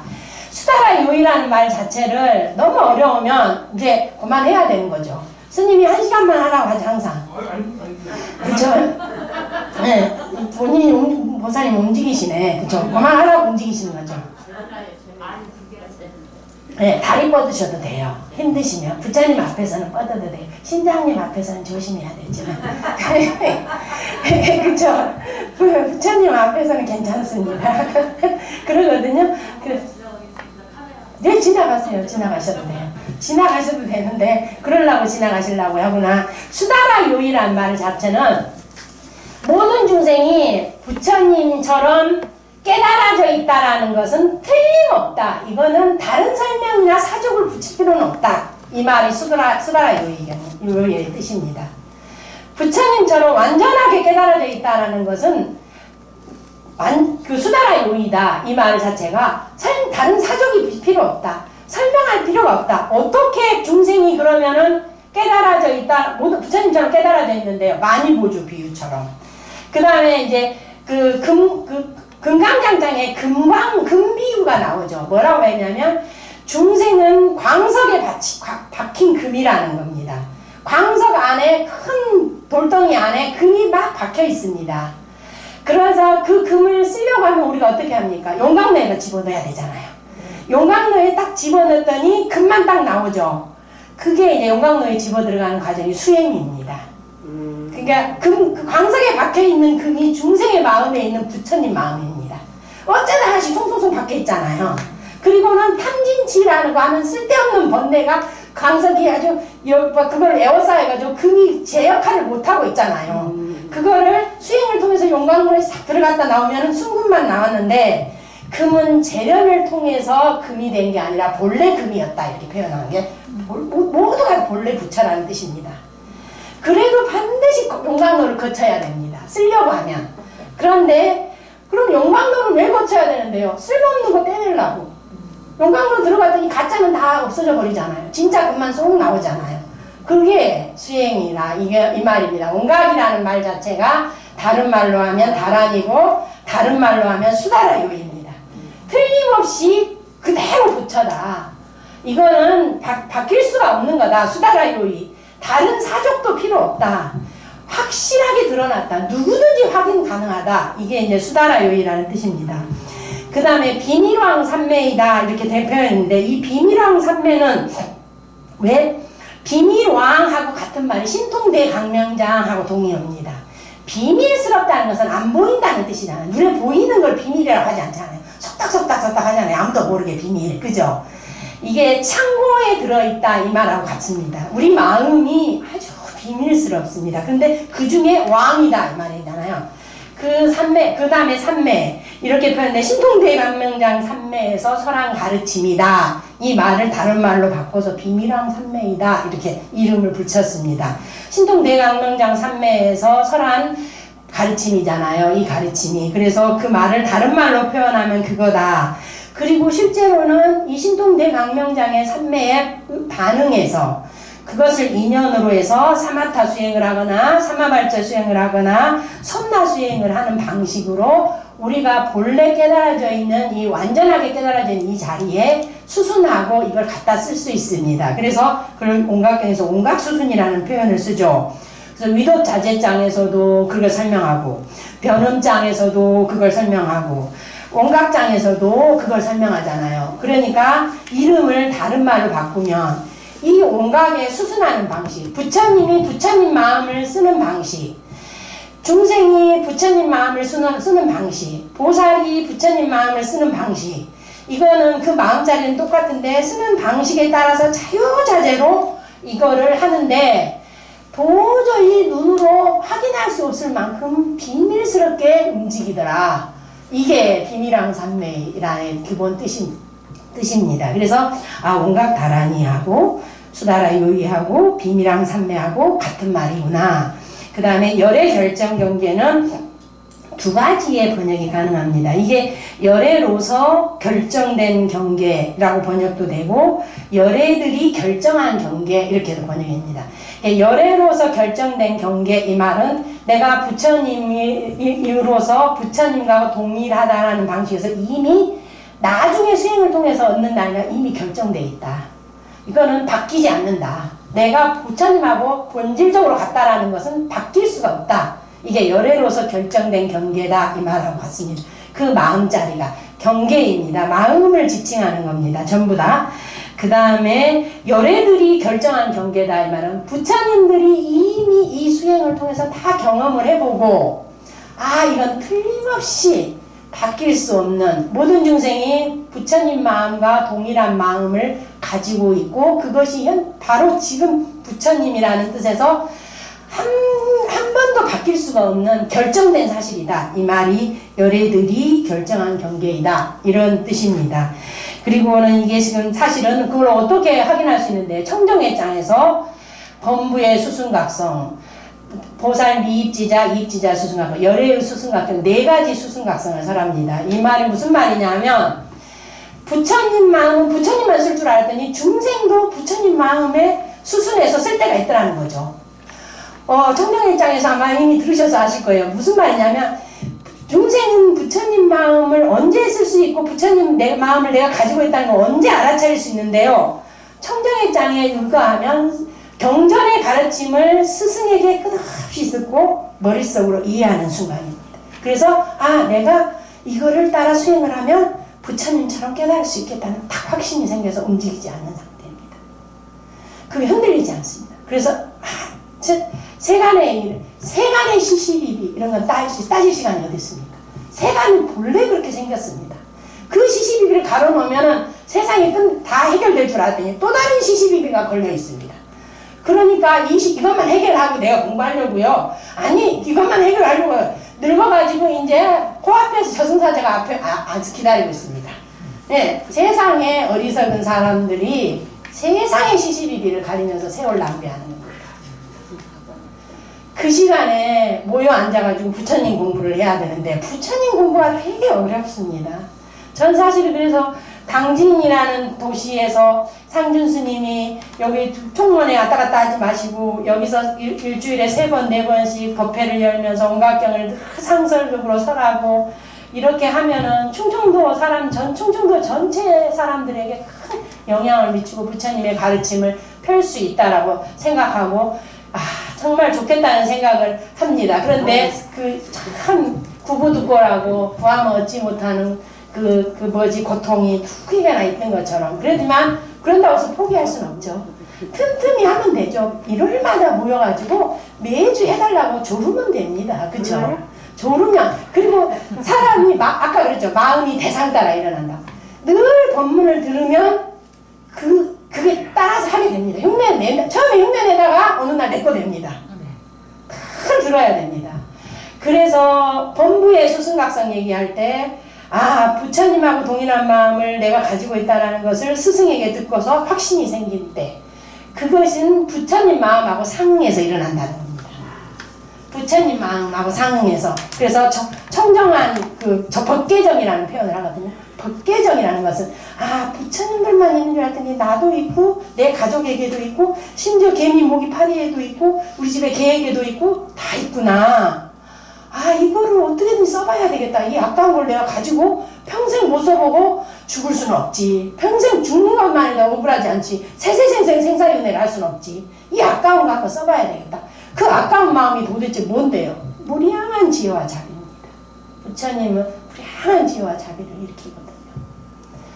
그래서 이렇게 소용돌이 칠 때 사람들이 수도 없이 대통령 선거를 앞두고 수도 없이 휘둘릴 때 그 휘둘리면서 나쁜 마음 일으키지 않게 돕고 지혜가 있어야 그게 가능하거든요. 지혜가 없으면 안 됩니다. 그쵸? 이런 방식으로 쭉 이렇게 되어 있습니다. 그리고 영명, 열애장 결정, 열애장 자성차별 말에 이또이한 이름이 열애장에서 자성적으로 차별된 것이다. 이렇게 했을 때 자성적으로 차별됐다 할 때 자성이라는 말이 무슨 말이냐 하면 어떤 사물이 갖고 있는 고유한 본성입니다. 예를 들면 파란 물단지가 있다고 칩시다. 파란 물단지를 책상 위에 놓고 꽃을 꼽으면 화병이 됩니다. 그쵸? 그러다가 바닥에 탁 터뜨리면 물단지가 깨져버리죠. 그래서 물단지라는 특징은 없어졌지만 파랗다는 건 그대로 남아있죠. 그런 것처럼 고유한 본성. 세월이 지나도 그것이 안 바뀌는 고유한 본성이 자성입니다.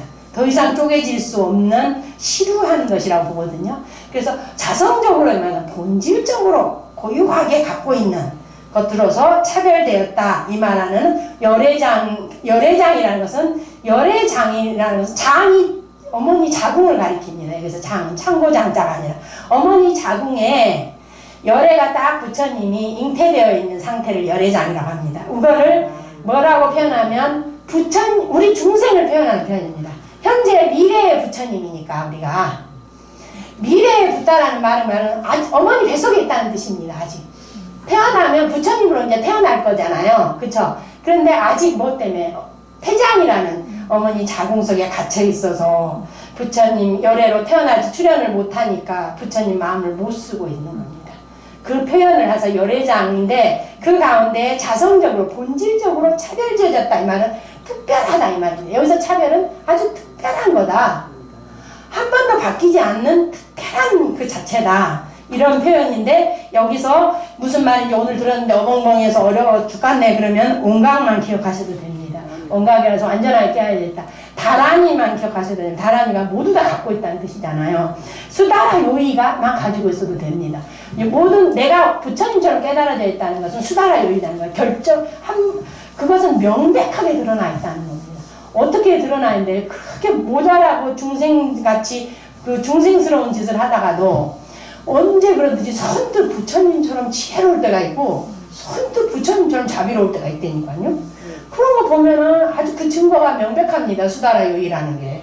내가 부처라는 게 증거가 명백하는데 뭐가 아쉬워서 딴짓 하나 하느라고 딴 세월 다 보내고 수행을 안 해가지고 그걸 제대로 못 쓰고 있는 겁니다. 아깝게. 너무 아까운 거죠. 제가 저번에 그 소설을 읽는데 그러더라. 내가 여기서 죽으면 안 되는데 내가 쓰려고 돈을 산더미처럼 모아놨는데 지금 여기서 죽으면 안 돼. 그건 하나도 억울하지 않습니다. 부처님 마음 갖고 한 번도 부처님 마음 못 써본 거 억울하지. 그런 거는 억울한 게 아닙니다. 그쵸? 그래서 이게 이제 그런 말이다. 부처님이 이 온각의 가르침, 지금 문수보살장에서부터 온각보살장의 가르침을 쭉 설해놨는데 이 가르침을 이름이 뭡니까 했더니 대방각 온각 다라니. 또 이름을 다른 말로 바꿔보면 수다라 요의. 다른 말로 바꿔놓고 놨더니 뭐라 하면 이름이 비밀스러운 어떤 삼매. 또한 다른 말로 바꾸니 열애로서 결정된 경계 아니면 열애들이 결정한 경계. 또한 다른 말을 봤더니 열애장에서 자성적으로 차별된 것이다 라고 부처님이 이름을 붙여줬습니다. 그 다음에 여당공지 너희들이 마땅히 받들어 수지하자. 이게 제일 중요합니다. 이 경전의 이름을 이제 알았습니다. 오늘 들었거든요. 어떻게 수지하냐고. 마땅히 수지해라 그랬거든요. 어떻게 수지하는데요. 이 가르침이 악업이 일어날 때마다 화가 일어날 때마다 욕심이 일어난다. 욕심이 일어나면 지혜가 가려지잖아요. 그쵸? 어리석음이 일어나서 사리 분별을 못하게 되면 지혜가 가려집니다. 부처님 마음이 가려지는 겁니다. 화를 내면 부처님 마음이 가려집니다. 그런 경계가 딱 부딪히면 딱 자신의 마음을 반조하는 겁니다. 내가 이렇게 욕심내면 안 되지. 내 마음은 부처님 마음과 같은데 그러면 어떻게 바꾸는데? 내가 다 갖고 있으니까 얼마든지 바꿀 수 있지. 다란이잖아요. 부처님 마음을 내야 되겠다. 어떻게 부처님 마음이 갑자기 안 나죠? 그래서 여러분들이 늘 하는 연불 나무간세음보살 10번, 100번, 20번 하다 보면 부처님 마음 나거든요. 그럴 때까지 하는 겁니다. 그쵸? 그거 하고 바보같이 화내고 있으면 안 되잖아요. 화내면 화낼수록 부처님 마음은 점점 숨어버리는데요. 점점 드러나는 게 아니라 욕심내면 욕심낼수록 부처님 마음이 드러납니다. 그러니까 그 부처님 마음이 숨겨져 버리니까 욕심내면 욕심낼수록 부처님 마음이 숨겨지니까 어디 가서 사기도 당하고 있잖아요. 멀쩡한 정신 같으면 그럴 일이 없는데 욕심냈더니 그냥 사리가 분별이 안 돼가지고 사기당하고 오잖아요. 그게 부처님처럼 똑같은 마음이 딱 가려져서 그러는 거잖아요. 못쓰게 딱 가려버리는 겁니다. 그거를 쓰려고 하면 어떻게 합니까? 어떻게든 그게 나올 때마다 여당 공지 마땅히 받더라. 뭐 온각이라는 말만 기억하고 있습니다. 온각경이잖아요.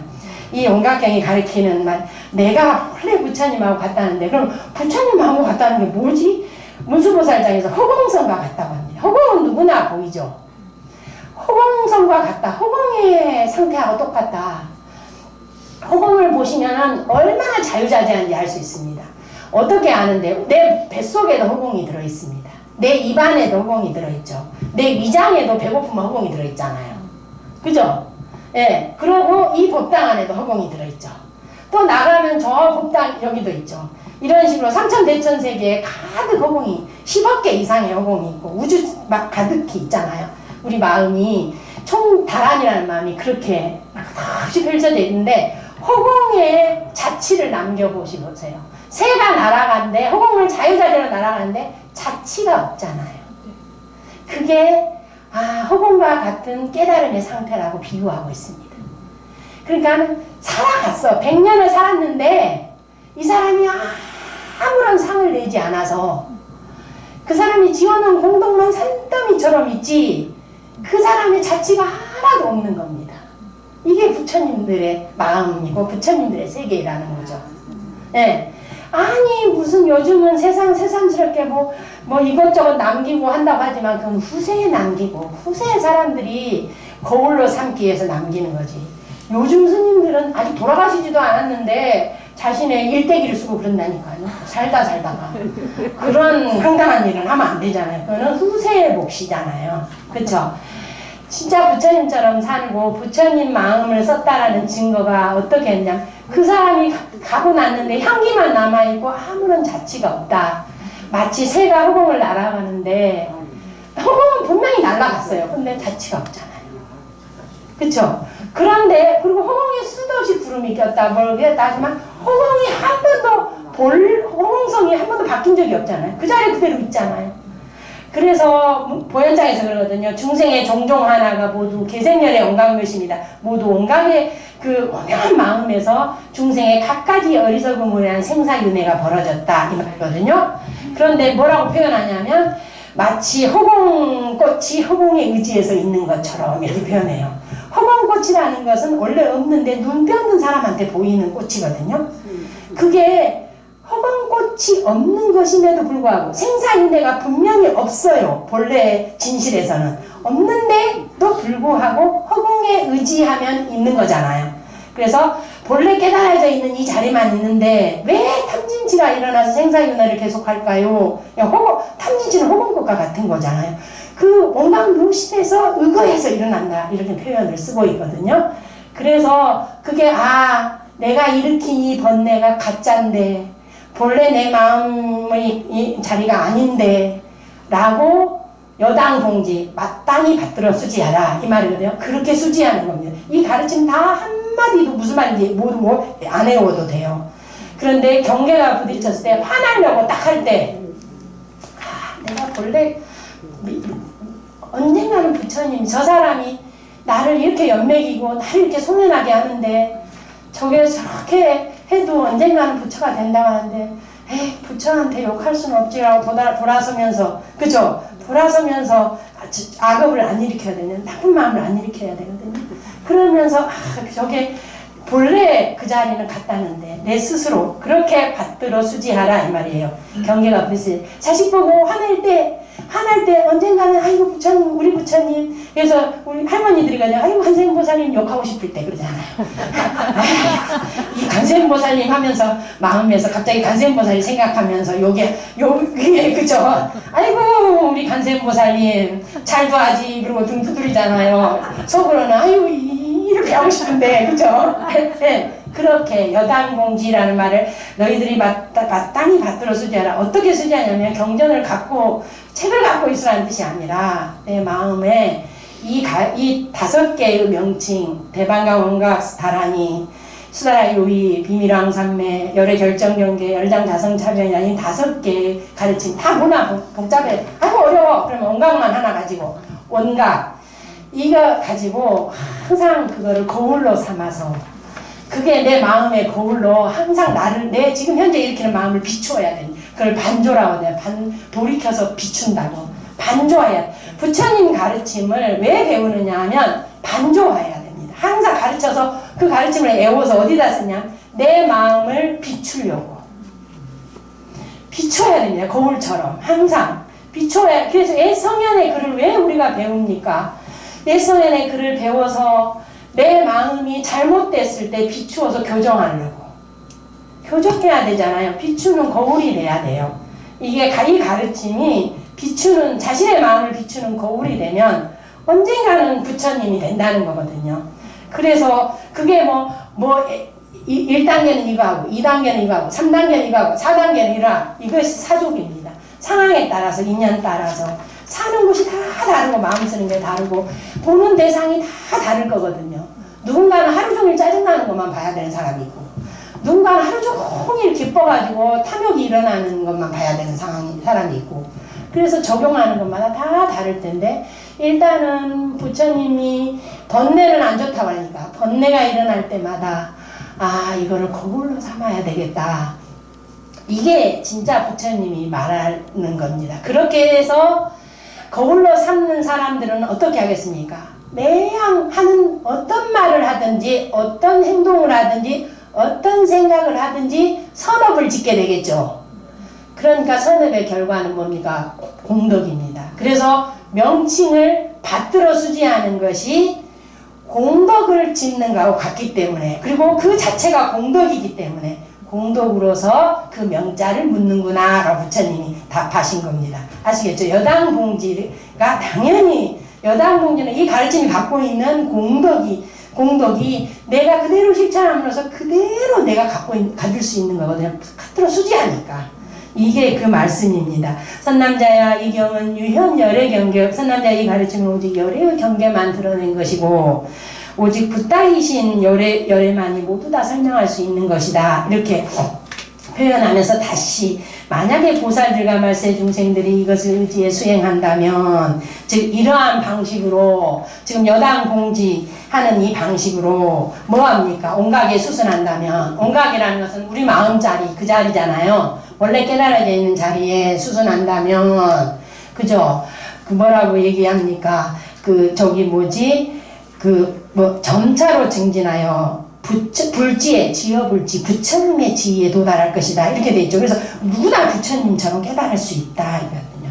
아까 질문에서 뭐라고 합니까? 이것을 수행한 자들이, 두 번째, 그렇죠. 중생이 수습하면 득하공덕, 이것을 수습한 중생은 어떤 공덕을 얻습니까? 이거 말고, 이게 지금 이거, 다음에 이거, 그 다음에 이 가르침을 유포한 자는 어떤 지위에 도달합니까? 이 두 가지 답을 부처님이 뭐라고 하냐? 부처님의 지위에, 부처님이 될 것이다 라고 답하신 거죠. 실제로는, 그리고 이와 같은 마찬가지 부처님의 지위에 도달하는데 가장 필요한 게 대승경전에서는 말 그대로 부처님과 동일한, 부처님들만 갖고 있는 공덕을 성취해야만 아누따라 삼약삼보리를 성취할 수 있기 때문에 이것도 공덕이라는 말 안에 포함되는 겁니다. 선남자 이 가르침은 돈교대승이라 해서, 돈이라는 것이 뭘로 갑자기 깨달을 수 있는 대승의 가르침이다. 대승이라는 건 큰 수레잖아요. 지금 현재 우리 뉴스만 틀면 나오는 전쟁이 일어났잖아요. 러시아와 우크라이나의 전쟁이 일어났습니다. 대승은 그러면 어떻게 대승불교는 저걸 바라봐야 될까?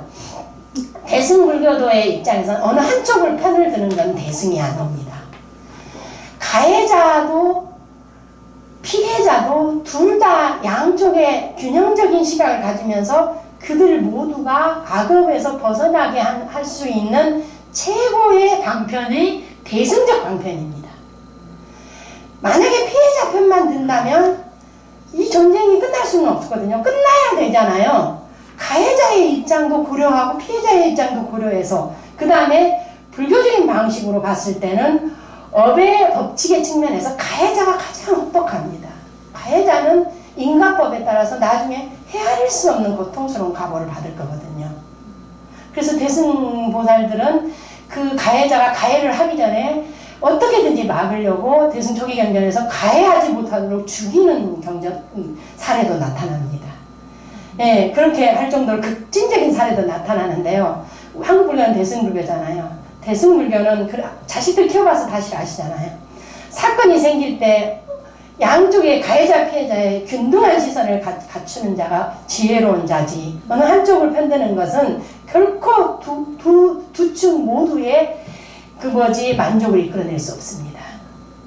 대승이라는 것은 그렇습니다. 그러면 가해자도 피해자도 양쪽을 다 균형적인 시간으로 돕는 것은 어떻게 돕는 수 있는데요? 내가 희생해서 돕는 겁니다. 보살행을 통해서. 내가 희생해야지. 그렇잖아요. 내가 힘을 써서 하는 거지. 나는 아무것도 안 하면서 양쪽에서 다 해결하길 바라면 안 되죠. 내가 양보하고 서로 그렇게 해야 되는데, 일단은 돈교 대승이라는 표현을 했습니다. 대승이라는 것은 모든 중생을 전부 다 끌고 간다는 뜻입니다. 그런데 이게 갑자기 뭘로 순식간에 지름길로 이런 표현이 나왔습니다. 뭘로 깨달을 근기를 갖춘 중생이라면 이로부터 개화할 수 있고, 이 경전을 듣자마자 깨달을 수 있고, 만약에 근기가 낮아서 점차 조금씩 닦아야 된다 하면 그러한 점차로 수습해야 하는 일체 중생도 모두 포섭한다야 이 안에 모두 이 가르침이 포함된다. 이 말 안에는 이 가르침을 들으면 점차로 수습해야 하는 일체 중생을 포섭하기 때문이다. 이 말을 어떻게 이해해야 될까라고 하는데, 여러분 춥죠, 그죠? 진짜 서울 도심지에서 연구실에 앉아서 책만 보다가 산중에 오니까 춥구나, 그쵸? 여러분들도 추울 텐데 제가 막 길게 하니까 손 가셔 죽겠죠. 빨리 끝냈으면 좋을 것 같으신데, 점차로 수습해야 하는 일체 중생 안에 우리가 들어갑니다.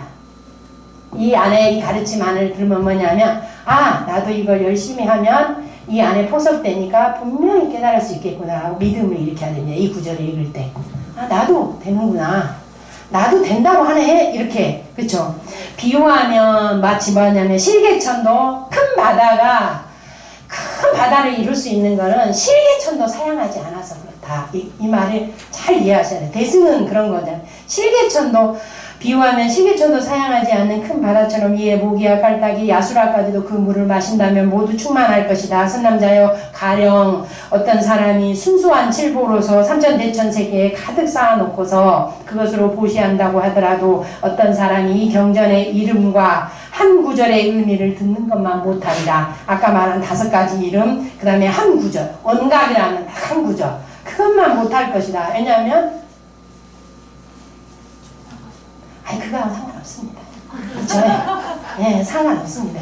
그렇죠? 예. 여러분들이 추울까봐 걱정해서 그렇습니다. 제가 그래서 순식간에 읽어갖고 빨리 끝내겠습니다. 예, 그렇죠? 이 경전의 이름과 한 구절을 듣는 것만 못하더라. 이게 사실 칠보를 다 구경도 못했는데, 그것도 순수한 칠보로서 삼천대천세계는 요즘식으로 계산하면 10억 개의 세계입니다. 해와 달이 있는 10억 개가 되는 세계인데 1년에 하나씩 사라지고 소멸하고 1년에 하나씩 생긴다고 합니다. 그래서 맨날 경전은 삼천대천세계 하잖아요. 10억 개가 됩니다. 해와 달이 있는 세계. 우리가 사는 세계가 한 10억 개가 있다고 생각하십니다. 그 배에 가득 칠보를 쌓아놓고 보시한다고 해도 이게 더 최고다. 이게 부처님 되는 게 최고죠. 부처님 만드는 가르침이거든요, 이게.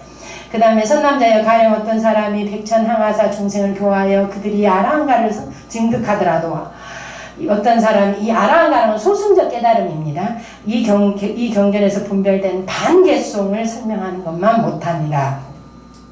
또한 선남자여, 만약 어떤 사람이 이 경전의 이름을 듣고도 신심으로 미혹되지 않는다면, 아까 5개의 이름 있잖아요. 그걸 듣고도 신심으로 딱 문득 어떤 신심이란, 나도 부처님 될 수 있겠구나. 내가 원래 지금 자체로 그대로 부처구나. 항상 이 언각이라는 가르침을 거울로 삼아서 내 마음을 비추면 바로 부처님의 마음이 드러나겠구나 라고 딱 믿고, 그럴까 저럴까 미혹되지 않는다면, 미혹이라는 건 길을 잃어버리는 겁니다. 길을 잃고 맨날 헤매는 거. 오늘은 가르침을 듣고 부처님 스님 말을 들으니까 맞은 것 같은데 집에 가가지고 친구가 그런 게 어디서, 그런가? 그게 미혹입니다. 그럴 수도 있겠네. 그럼 순식간에 미혹되는 거잖아요. 미혹되지 않는다면 마땅히 알라. 이 사람은 한 부처님 두 부처님께 여러 복덕과 지혜를 심었을 뿐 아니라 이와 같은 방식으로 겐지스강의 모래가 다 없어질 때까지 일체 부처님의 초소에 모든 선물을 심은 것이다. 그래서 이 가르침은 지금 이 구절 읽어보니까 엄청 신신나지 않아요? 여러분들이 지금 이 한 구절을 와서 온각경을 들었잖아요. 이게 세세생생 전생에 수없는 부처님에게 선근공덕을 심은 결과 이 경전을 듣게 되었다 이 말이잖아요. 그래서 그 인연으로 이 경전의 가르침을 들은 것이다 이렇게 표현했죠. 여선남자 그대 선남자 할 때 그 선남자들은 보살들입니다. 당어 말세 마땅히 말세에 이러한 수행자를 보호해야 된다. 여기서 수행자들은 앞에서 말하는 온각경을 가르치는 수행자, 온각경을 수지하는 자, 바로 앞에 이 경전의 이름을 듣고도 신심으로 미혹되지 않는 자겠죠. 그들은 보호해야 된다. 마땅히 보호해라. 이를테면 어떻게 보호해야 되냐면 이를테면 악마와 여러 외도들에게 그들의 몸과 마음이 괴롭힘을 당하더라도 물러서거나 굴복하는 마음이 일어나지 않게 해야 된다라고 부처님이 당부하신 겁니다. 보살님들에게. 여기 보살 마살들에게 온각경이라는 경전의 5가지 이름을 듣고도 대방강 온각 수다라 요의경이라는 말을 듣고도 신심이 탁 생기면서 미혹되지 않는다면 그들을 꼭 보살 마살들이 재불보살 마살들이 모든 보살들이 그들을 보호해야 된다라고 부처님이 당부하시는 구절이죠. 어떻게 보호하냐면 어느 정도까지 악마와 외도들이 그의 몸과 마음을 막 괴롭혀가지고 심지어 굉장히 고통스럽게 하더라도 내가 여기에서 절대 물러서지 않게 하는 거. 그게 보호라는 거죠. 이 물러서지 않고 가다 보면 어느 날은 신리길 가고 어느 날은 하루 가고 어느 날은 한 발짝 가더라도 결국은 도착할 거잖아요. 네, 이 길에서 물러나지 않게 하라. 부처님이 당부하셨습니다. 그리고는 이제 이 경이 끝나죠. 이때의 세종께서 이 뜻을 거듭 설명하시고 이위에서 개송으로 말씀하셨다. 이게 이제 중송이죠. 12부 경전 안에서 중송이라는 표현이죠. 현선수 보살이여 그대들은 마땅히 알아야 한다. 이 경전은 모든 부처님들이 설한 것이며 앞에 경전의 특징 얘기할 때 그랬죠. 모든 재불보살이 설한 것이며 열애들이 잘 호지한 것, 3세 열애가 잘 호지한 것이라고 아까 표현했죠. 12부경의 청정한 안목이라고 표현했죠. 그 명칭을 대방강 온각 다란이라고 하며 이렇게 되어 있는데 대방강 온각 다란이의 앞부절에 대방강 온각 떼고 온각하고 다란이가 같기 때문에 다란이는 생략하고 그 다음에 수다라 요이 그 다음에 그걸 끓여왔죠. 그 다음에 등등등은 생략한 다음에 대방강 온각 수다라 요이경이 된 겁니다. 앞에 아시겠죠? 앞에 경전 자체에서 온각하고 다란이가 같으니까 하나만 쓴 거고 그쵸? 대방강 온각 수다라 요이였고 아까 비밀왕 삼매였고 열애 결정경계 열애장 다성 차별까지인데 이제 2개만 예를 들어서 설명한 거고 D는 생략한 겁니다. 예. 그리고 같은 말이니까 생략할 수 있었던 겁니다. 그리고는 뭐라고 하냐면 이 명칭을 대방강 온각 다란이라고 하며 열애의 경계를 드러낸 것이다. 열애들의 오직 열애의 경계만 드러낸 것이니까 틀림없다 이 말입니다. 부처님들 말이 틀림없으니까 여당 봉제할 때 어떻게 봉제하노? 내 마음의 거울로 삼을만 하다. 충분하다. 부처님들이 그 말씀하신 열애의 경계인데 그건 자꾸 내 마음의 거울이 삼을만 하지 않습니까? 그쵸? 말세 중생들이 이것에 의지하여 수행한다면 더욱 증진하여 부처님의 지혜에 오를 것이다. 근데 여기서 말세 중생이라는 표현보다 그 보살들과 말세 중생에서 보살들도 집어넣어야 됩니다. 앞구절에 개송 아까 원문에 있었죠. 수행한다면 더욱 증진하여 부처님의 지혜에 이를 것이다. 마치 100개의 물줄기를 받아들인 바다와 같으니 이에 마시는 자들이 모두 충만하리라. 이 구절을 읽을 때마다 저는 굉장히 신심을 내거든요. 마치 100개의 물줄기를 받아들인 바다와 같으니 이 가르침이 그렇다는 거죠. 그렇다면 나같이 못난 사람도 나같이 괴팍한 사람도 나같이 손가락질 받는 사람도 되겠구나. 부처님이 신심나잖아요. 이거 굉장히 신심나는. 저희는 교육에서 저는 사실은 저희 어머니가 100일 기도를 해가지고 아들 낳으려고 100일 돼서 6째 딸로 태어나가지고 태어날 때부터 구박댕이였거든요. 그죠? 그렇지 않겠습니까?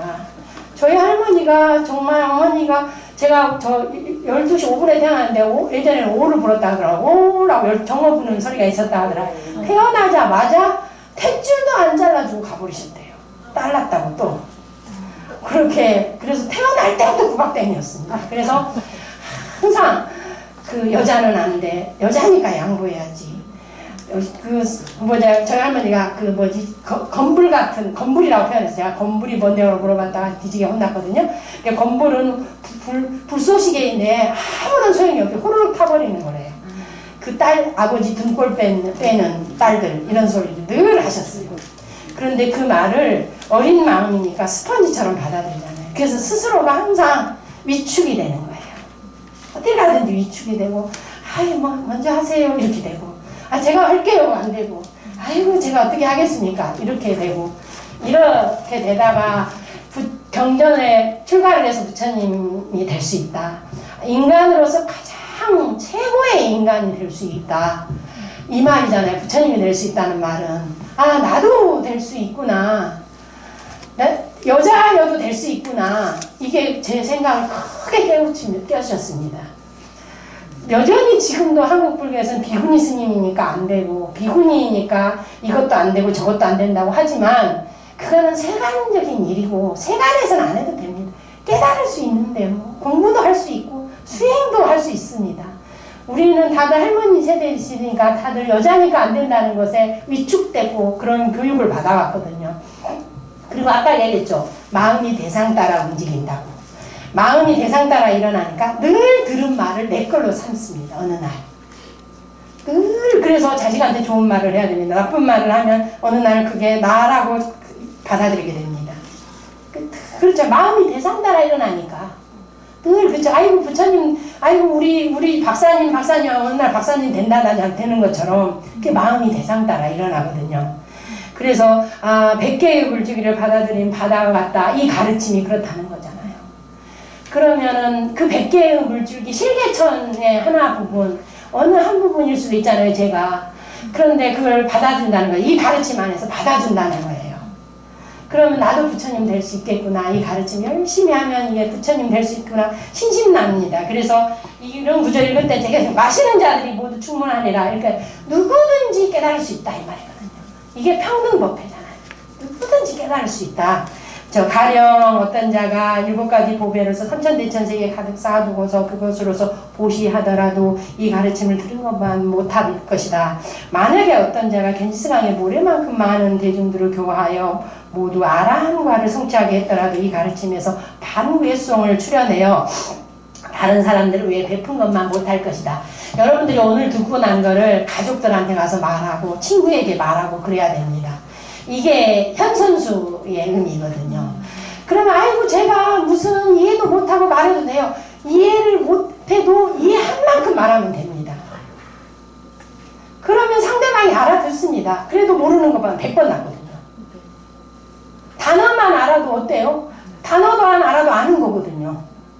그렇죠. 말하는 겁니다. 그렇게 하다 보면 내가 갑자기 의심이 생깁니다. 설명하다 보니까 이거 그러면 또 스님한테 와서 살짝 묻고 그러면서 공부를 하는 겁니다. 제가 설명하다 보니까 그게 그렇지 않아요? 그래서 이렇게 하시면 어떻게 된 거예요? 라고 물어봅니다. 그래서 막 억지로 붙들고 앉아서 할 건 없지만 내가 오늘 절에를 갔는데 스님이 이런 얘기를 하시더라. 모든 중생이 부처님처럼 깨달아져 있는 이미 상태라네. 근데 그게 현재의 세간의 상태가 아니고 현재의 상태가 아니라 우리 마음이 그렇대. 그쵸? 우리 마음이. 근데 그 마음을 어떻게 사용하느냐에 따라서 부처가 되기도 하고 중생이 되기도 한다는데 어떻게 하면 그거를 마음을 부처님 마음으로 쓸 때가 있까? 평상시에는 쓸 필요가 없죠. 가만히 있으니까. 근데 언제 나쁜 생각이 일어날 때 얼른 써야죠. 책상에. 그럴 때 쓰는 거다. 가르침은 그때에 쓰기 위해서 배워놓은 거거든요. 그런데 막상 나쁜 마음이 쓰려는데 나쁜 마음이 일어났는데 쓰려고 하는데 아리까리해. 그러면 안 되죠. 그게인가? 저건가 하면 안 돼요. 그러니까 많은 것을 할 필요 없어요. 공부를.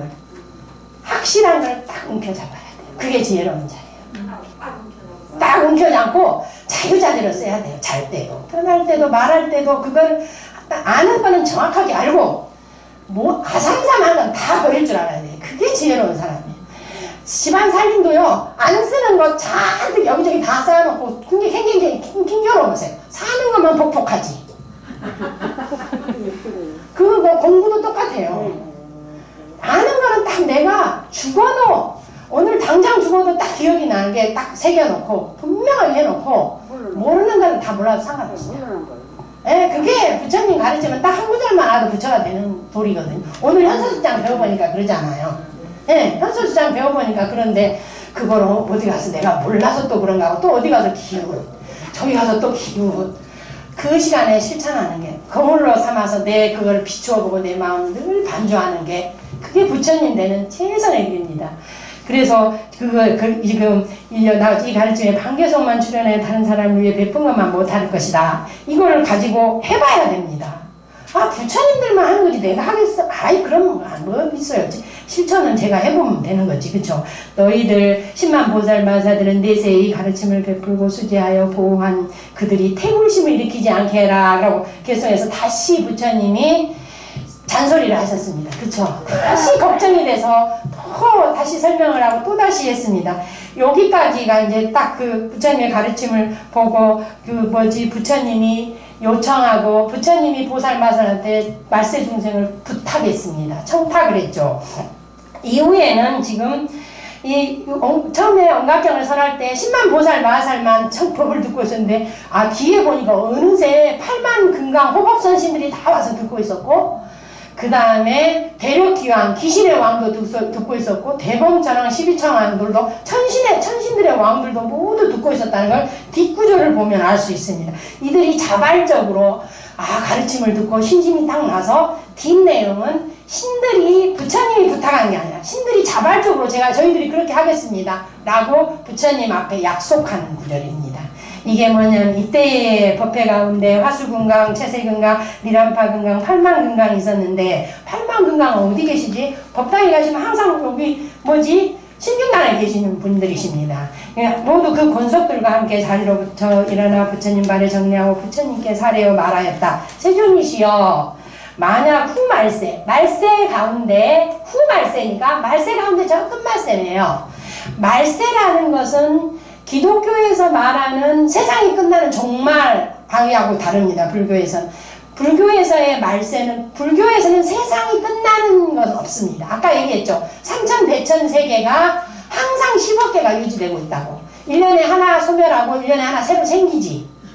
그래서 세상이 종말이 없습니다. 그럼 불교에서 말하는 말세는 뭘까? 이거 번역 그대로 하면 세상의 끝말이거든요. 끝말자에 세상이 끝난다는 거잖아요. 불교에는 부처님의 가르침을 들을 수가 없어서 수행하는 자도 없고 수행을 하더라도 부처님이 출현하지 않는 세간을 말세라고 합니다. 그러니까 불교 이제 이것도 끝났네. 그만하라고. 아이고 이제 그만하라고. 그죠? 마이크도 이제 그만하라네. 그죠? 얼른 그만하겠습니다. 불교에서 세상이 끝나는 것은 부처님이 될 수 없는 세상이라는 뜻입니다. 도도 부처님이 될 수 없는 세상이 말세입니다. 그러니까 세간에는 부처님이 될 수 없고 부처님이 되는 가르침이 없으니까 뭐겠어요? 세간에는 욕심사나운 사람과 탐욕이가 막 그런 것만밖에 없다는 거잖아요. 안타깝게 그런 세상을 말세하는데 그 중에서 최악이 후말세입니다. 그런데 신장님들이 8만 금강 호법선신이 딱 나타나서 후말세일지라도 세간이 끝나가지고 부처님 법을 못 듣는 이 세간일지라도 일체 중생이 이 깨달음이 결정된 대승 즉 온각경을 수지할 수 있다면 저희들이 눈동자를 보호하듯이 수호하겠습니다. 이렇게 약속을 한 겁니다. 그러니까 인간이 갖고 있는 중간중간 중에서 제일 귀한 것이 눈동자잖아요. 자기들 눈동자 보호하듯이 보호하겠다는 거죠. 이 가르침을 공부하고. 그러니까 매일같이 개성을 독성하세요. 집에서. 하다 보면 처음에 무슨 말인지 몰라요. 그러나 하다 보면 아는 말이 생겨요. 네, 걱정되니까 모자도 쓰겠습니다. 예, 모자도 쓰겠습니다. 아니, 빨리 끝내면 돼요. 쑥쑥이죠. 목소리가 감이 들으셨어요. 네. 자, 그죠. 네, 물도 한 잔 마시겠습니다. 상준 스님이 얼마나 성실하시는지 10시까지 오세요. 그러면 10시까지 기도를 딱 끝내고 기다리고 있어야 되잖아요. 그죠? 그걸 다 하시는 거예요. 그래서 제가 아까 축원이라도 내가 할게요. 뺐었어요. 스님, 정말 성실한 스님 만나서 보살님들이 보통 복이 많으신 게 아닙니다. 원래 자기가 갖고 있는 걸 얼마나 귀한 건지 모르거든요. 그죠? 사람이 참 자기 자신을 바깥에서 객관적으로 보기가 그렇게 어렵습니다. 우리가 자기 스스로가 가지고 있는 게 얼마나 대단한지를 먼저 알아야 됩니다. 지금 그죠? 네, 스님, 보살님들이 얼마나 복받는 스님을 모시고 있는지 상상할 수도 없을 겁니다, 아마. 나중에 스님 가면 이제 그때 공부할 거라고 울 겁니다. 제가 예전에 절에 주지를 산 적이 있었거든요. 8년 동안. 그 보살님들이 나중에 저희 은사 스님이 돌아가셔서 49제에 갔다가 만났더니 그 보살님들이 갑자기 용돈을 막 주시는 거예요. 저를. 100만 원을 주셔서 왜 주시는데 그랬더니 아이고 스님하고 그때 공부할 때가 너무 좋았습니다. 그때는 스님이 안 계시기만 그렇게 기다렸습니다. 우리가 어떻게 공부하라고 시키는지 아유 귀찮아서 죽을 뻔했는데 스님이 가시고 나니까 아무도 우리를 그렇게 안 가르쳐 주더라고요. 그러더라고요. 그때 제가 주지 살 때 온각경 원문을 보살님들 보고 애우게 독려를 해서 53명이나 애웠습니다. 전체를 여시암부터 한의공예까지 다 애워서 강을 마쳤습니다. 그렇게 그때 제가 보살님들이 보살님들이 아랫사람이 아니고 같이 가는 손으로나라는 걸 그때 뼛속 깊이 이해했습니다. 신도는 그냥 와서 절하고 기도하고 돈 내는 사람이 아니라 나랑 같이 깨달음의 길을 갈 수 있는 도반이구나. 그때 진짜 뼈저리게 왜 그렇게 했냐면 박사 논문을 쓰려고 제가 준비를 다 하고 다음 학기에 졸업을 해야 되는데 저희 은사 스님이 산중에 주지를 간다고 갑자기 저한테 여기 절 주지를 살라고 한 거예요. 스님이 가버리셨어요. 서울 도심지에 포교다니까 현관문을 열쇠의 번호를 바꿔버릴까? 처음 생각이 딱 그거였어요. 제가 공부를 해야 되는데 보살들을 못 오게 열쇠 번호를 바꾸면 못 들어올 거야 이렇게 생각을 했어요. 처음에. 그러다가 안 돼. 이제 하루하루 매일 법회를 없애는 거예요. 온갖 핑계를 대서 이것도 없애고 저것도 없애고 공부를 해야 되는 공부할 수가 없으니까 없애니까 그래 이제 온각경 경전 그 도량이 온각경 독송 도량이었거든요. 소위 경전 도량이었는데 스님이 그걸 다 해놓고 가셨어요. 그래서 제가 그때 온각경 공부를 할 수밖에 없었어요. 주지가 됐는데 그걸 모를 수가 없어서 이제 열심히 하기 했거든요. 학교에서 강의 듣는 게 다였는데 그리고 이제 보살님들하고 이렇게 하려고 하는데 제가 온각경 강의를 이렇게 하면서 법회를 하는데 제가 그랬어요. 이것도 이제 없애려고 핑계를 댄 거예요. 뭐라고 핑계를 댔냐면 온각경을 이거 시카하면 뭐 하느냐 애우면은 내가 이걸 가르쳐주겠다. 만약에 애우지 않는다면 법회를 없애겠다. 딱 그랬어요. 그랬더니 보문사에 10년 동안 하루도 빠지지 않고 새벽 예불 간 보살님이 한 분이 계셨어요. 그 보살님 손을 딱 들더니 제가 하겠습니다. 그러는 거야. 완전히 그 순간 제가 엿먹는 기분이었어요. 이거 없애려고 한 거였는데 핑계가 필요했을 뿐인데 그러더니 보살님이 일주일에 한 번, 일주일에 2번 계속 와가지고 전화해가지고 스님 계세요? 그러고 이따 하면 저르르 와가지고 애운 걸 강을 마치고 가시는 거예요. 주르르 안 보고 강을 마치고 가시는 거예요. 그래가지고 꼼짝없이 제가 그거를 하다는데 그 보살님들이 이제 그 보살님이 애우시니까 자기도 애우고 싶은 사람이 있으니까 이 사람도 애우고 저 사람도 애우고 할머니 보살님 계셨는데 그 보살님은 온각경 애우다가 금강장장을 애우는데 너무 애를 쓰셔가지고 코피를 흘리시니까 할아버지가 항의하고 오셨어요. 저한테 따지러 오셨어요. 우리 마누라 죽일 일 있냐고.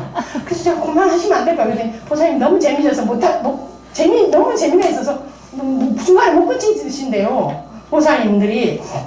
근데 애우시고 난 보살님들이 너무 많이 바뀌시더라고요. 그러면서 보살님, 제가 죽으면 제 몸도 못 가져가는데 이거 경전은 가져갈 수 있잖아요. 그러면서 애우시더라고요. 그러다가 저희 절에 그때 이 온각경을 통해서 무당전에 다니면서 상기도 다니다가 신기가 있는 보살님이 있으셨어요. 처음에. 그러니까 가지고 늘 와서 덕담 청소만 하셨어요. 그리고 보살님들 이 천수물을 갖다가 남한산성에서 길러와서 항상 부처님 천수를 본인이 하신 분이 있으셨어요. 그분이 천일기도를 5번을 하시는데 하루도 빠지지 않고 오셨어요. 그 주지스님이 천일기도를 3년 기도를 5번을 하시고 산중으로 가셨거든요. 그래서 5천일 기도를 하루도 빠지지 않고 와서 이 온각경을 통해서 그 신기를 물리치셨거든요. 그래가지고 항상 하셨는데 초등학교 4학년이 학문에 다예요, 그분이. 그래서 한글도 잘 못하셔요. 근데 이 보살님들이 애우니까 셈이 난 거예요. 너무 셈이 나시는데 자기는 못하니까 아들이 대학을 다니는 아들한테 한자를 다 크게 써달라고 한 거예요. 그래서 한자를 이렇게 써주니까 한자 하나를 그림으로 다 인식을 해가지고 그 보살님이 와가지고 안 보는데 시험 치는 것처럼 핵인 종이에다 넣고 쓰신 거예요. 써서 애운 거를 강을 바친 거예요. 그거를 딱 하고 나니까 모든 보살들이 저 사람도 하는데 내가 못해? 그럼 벌떼처럼 하더니 결국은 53명이 다 애우게 됐거든요. 보살님들도 4월 3일이 천일기도 해양이잖아요. 매일 개성을 하셔야 돼요. 아까 얘기한 것처럼 해야 이것은 열애가 수호하는 가르침이라잖아요. 내가 이걸 하면 내 집을 부처님들이 보호해 줄 거 아니에요. 하세요. TV 보는 시간에 하면 돼요. 전화할 시간에 하면 돼요. 아들이 안 와서 걱정되면 전화하지 말고 엄각경을 독서하세요. 그쵸? 남편이 안 와서 속이 상하면은 경전을 펼쳐놓고 읽으세요. 그러는 거잖아요. 그죠? 불자들은 그렇게 하는 거예요. 예. 그러는 거지. 그거 걱정하고 한다고 해봤자 좋아하는 줄 아세요? 짜증난다고 그래요. 예. 그 성가시다 그러고. 그렇게 하시면, 그런 거 하지 마세요. 또 실컷 마음 써주고 욕들어. 그것처럼 바보 같은 놈이 어딨어. 그렇죠. 그걸 하면은, 삼세열애가 보호하는 가르침인데, 내가 이걸 독서하게, 편안하게 집에 귀가하길 바라면서, 그렇죠. 어디에 있든 위험한 상황에 있든 편안하게 귀가하길 바라면서 경전이라도 한 편 독송해야 되겠다, 이러고 하시고, 이게 스님이 이제 또 다음에 또 천일기도를 향하고 나면 저는 천일기도로 온각경을 한 번 더 하시라고 그래서 개성을 늘 독성을 해서 모든 신도가 개성을 애우게 하라고 그렇게 제가 독려를 했거든요. 금강선원이라고 그 불교 TV에 나오는 그 해거스님 아시죠? 그분이 신도들을 온각경 개성을 모두 독성하고 애우게 하고 전부 다 애우거든요. 그 신도들을 안 보고 개성을 아주 일괄적으로 하거든요. 그렇게 하고 나서 탄호박물관을 짓는데 탄호박물관 불사를 거의 300억이나 되는 불사를 신도들이 모아서 뚝딱 하면서 지금 생각해보니까 온각경의 공덕인 것 같아 그러시더라고요. 그리고 저희 은사스님이 온각경을 수지 독성하게 된 이유도 그거거든요. 우리 절에 온 사람이 누구든지 부자가 되게 하기 위해서 누구든지 궁핍하면 안 되니까 스님이 기도를 하면은 우리 절에 와서 다 행복하고 좋아야 되니까 이 경전을 소위 경전을 해야 되겠다 하셨는데 이 뒷구절 때문에 그러셨거든요. 뒤에 눈동자 보였는데 이에 도량에 수행하는 곳까지 저희 금강들이 스스로 무리를 거느리고 가서 금강 호법선신들이 아침부터 저녁까지 수호하여 물러서지 않겠다. 아이고 아까는 삼세열애 부처님만 보호하는데 했더니 아니 호법선신들도 항상 보호하겠다는데 아니 자기 집을 영탁사 해가지고 굳이 올 필요가 없고 못 오는 날은 자기 집을 보호도량으로 만들면 되잖아요. 어떻게 만드는데 수호하고 항상 독송하고 또 사경하고 사경 좋아하시는 분 사경하고 온각경을 개성을 딱 배우고 나서 50년 동안 매일같이 사경하시는 보살님을 봤습니다. 저는 그거를 매번 저 볼 때마다 사경한 거 갖고 와서 숙제처럼 내놓는데 지금은 100살이 다 돼가시는데 미국에 사시는데 미국에서 오셔도 그걸 또 저한테 딱 보여주면서 하신다고 아침마다 사경하시고 사경 좋아하시는 분이 있거든요. 또 한글로 번역할 때 한문이 무슨 뜻인지 모르겠는데 무슨 뜻인지 모르는 거 사경하면 안 돼요. 한글로 그럽니다. 읽으면서 또 읽어보고 또 읽어보고 이게 무슨 뜻인지 독성하고 목소리가 이제 나이가 들면 목소리로 내기도 힘들잖아요. 그럼 이거 눈으로 보고 한다는데 요즘은 돋보기도 있고 수술도 잘해서 얼마나 다 할 수 있어요. 그리고 뭐 죽기 직전까지 그리고 죽음에 가까우면 가까울수록 더 열심히 하셔야 돼요. 다음 생이 있잖아요. 이게 불교도들은 죽음이라는 걸 뭐라고 하냐면 죽음이 가까운 거예요. 시험을 점점점 칠 날이 가까웠다고 생각합니다. 시험 치려고 하면 죽는 순간 시험을 친다라고 생각할 거잖아요. 다음 생으로 그 시험 점수 받아서 다음 생으로 가는데 여러분 시험 칠 때 어떻게 합니다? 시험에 가까울수록 더 열심히 하잖아요. 네, 그래요. 그쵸? 그래서 늙으면 늙을수록 더 열심히 해야 됩니다. 다음 생에 이제 죽기 전에 시험 쳐야 되는데 시험 빵점 맞으면 안 되잖아요. 부처님이 가르친 대로 만점 맞고 가야 되는데 그래야 다음 생이 하는데 그게 더 열심히 하셔야 됩니다. 나이 드시고 이제 자식들도 다 믿고 어디 가든지 다 가서 잘하고 잘 살 텐데 그거 믿고 맡겨두고 그 걱정하느니 열심히 자기 시험 준비 잘하고 시험 잘 치고 가셔야 됩니다. 예. 그렇죠. 그 본인이 다 해놓고 가야지. 그리고 또 여기 있지 않습니까? 아침부터 저녁까지 소화해서 물러서지 않게 하겠습니다. 불태전하게 하는 거. 아, 내가 이 가르침을 했는데 안 되는구나. 이런 마음 안 일으키게 하라는 거잖아요. 물러서지 않게 하겠습니다. 호법선신들이. 다음에 예를 들면 어떤 정도로 언제 물러섭니까? 우리가 공부를 하다가 언제 그만둡니까? 배고플 때. 그쵸? 아플 때. 재앙이 닥칠 때. 이래서 그 집에는 물러서지 않게 하기 위해서 어떻게 하냐면 그 집에는 영원히 재앙과 장애가 없고 역병이 소멸하고 역병이라는 것은 역병까지도 소멸할 수 있고 나머지는 말할 것도 없고 이 말이거든요. 항상 경전을 수행할 수 있도록 해주겠다는 것. 그 다음에 재보가 풍족하여 항상 부족함이 없게 하겠습니다. 이 말은 이것 때문에 퇴전하거든요. 퇴전하지 않게 하는 구체적인 사례가 뭐냐면 일단은 배고프고 돈 없으면 공부 못하잖아요. 하지 않게 하겠다. 누가? 호법선신들이 지금 자기들이 약속하는 거예요. 신장님들이. 그 다음에 병 들어가지고 공부 못하는 일을 안 하게 하겠다. 그 다음에 재앙, 뭐 산불이라든지 무슨 큰 태풍이라든지 이런 것 때문에 공부 못하게 하지 않겠다. 항상 보호하겠다. 이거든요. 이 구절 때문에 저희 은사스님이 재보가 풍성해서 항상 부족하지 않게 하겠다. 이 구절에 호법선신들이 이 경전을 통해서 약속을 했으니까 이 절에 오는 사람들은 누구든지 오각경 개송을 독송하게 하겠다 해가지고 개송 독송집을 끝없이 출간을 해서 나눠주고 처음에 집에 가서 하려면 안 되거든요. 그러니까 스님이 같이 처음에는 읽어주고 읽은 거 스님이 비슷하게 읽어주고 녹음했다가 그걸 처음엔 틀어놓고 같이 따라서 몇 번 하다가 어느 날은 이제 내 것이 되면 나도 더 잘하게 되고 이러거든요. 상주 스님이 청도 좋잖아요. 녹음해달라고 그래가지고 전부 다 USB에 담아가지고 핸드폰에다 딱 놓고 여기다 탁 틀어놓고 같이 종종종 따라서 하면 되거든요. 예, 따라서 하면 돼. 해배를 하면 돼. 스님한테는 그렇거든요. 예? 다 하고 계시구나. 아이고, 장하십니다. 예.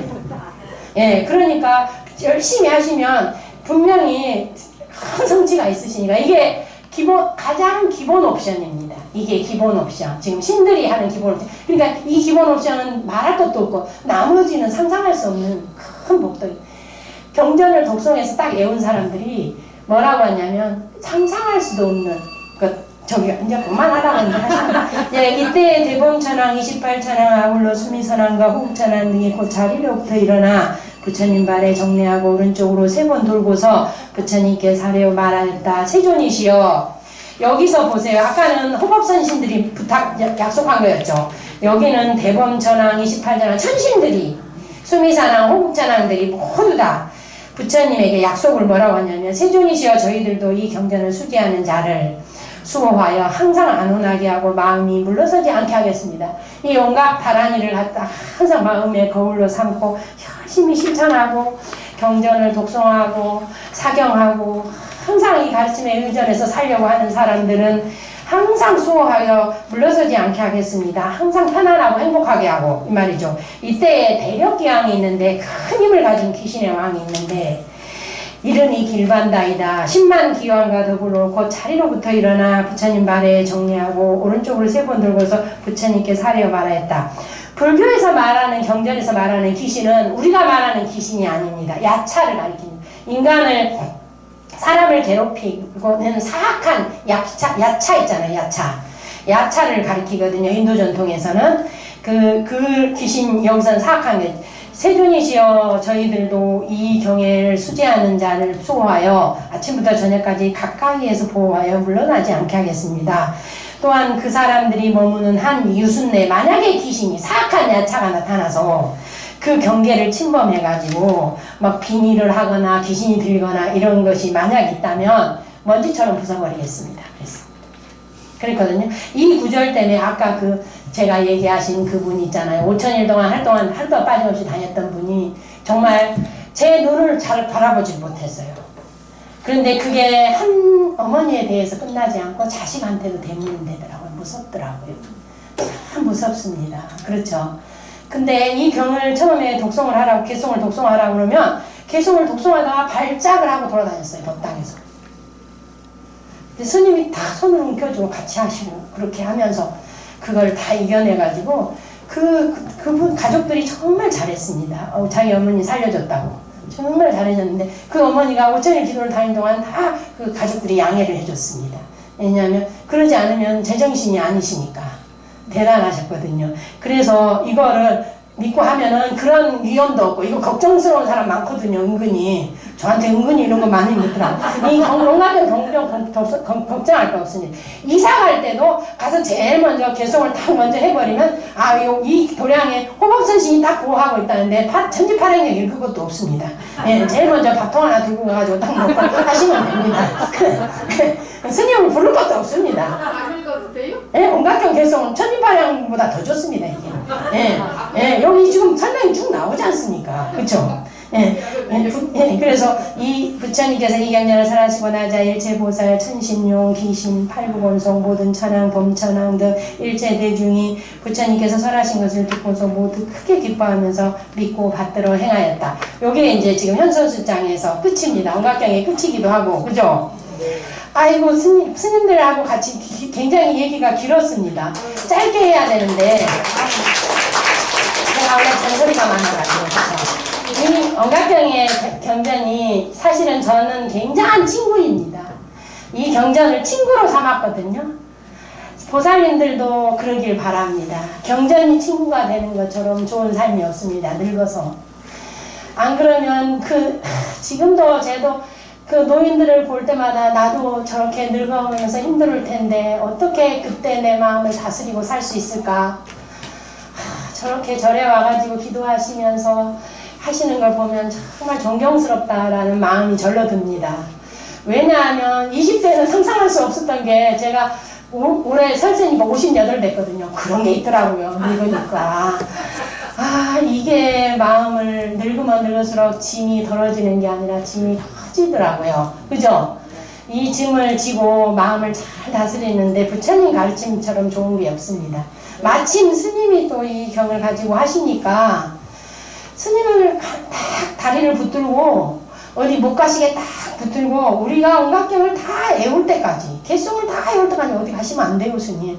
이 책임을 지셔야죠. 이렇게 하면서 딱 붙들고 이 당진의 영탑사를 온갖경에 항상 설하고 온갖경의 가르침이 덜 터지는 기점으로 삼아서 큰 성취가 있고 천일기도 회항하는 걸 정말 축하드립니다. 오늘은 여기까지 했습니다. 정말 축하드립니다.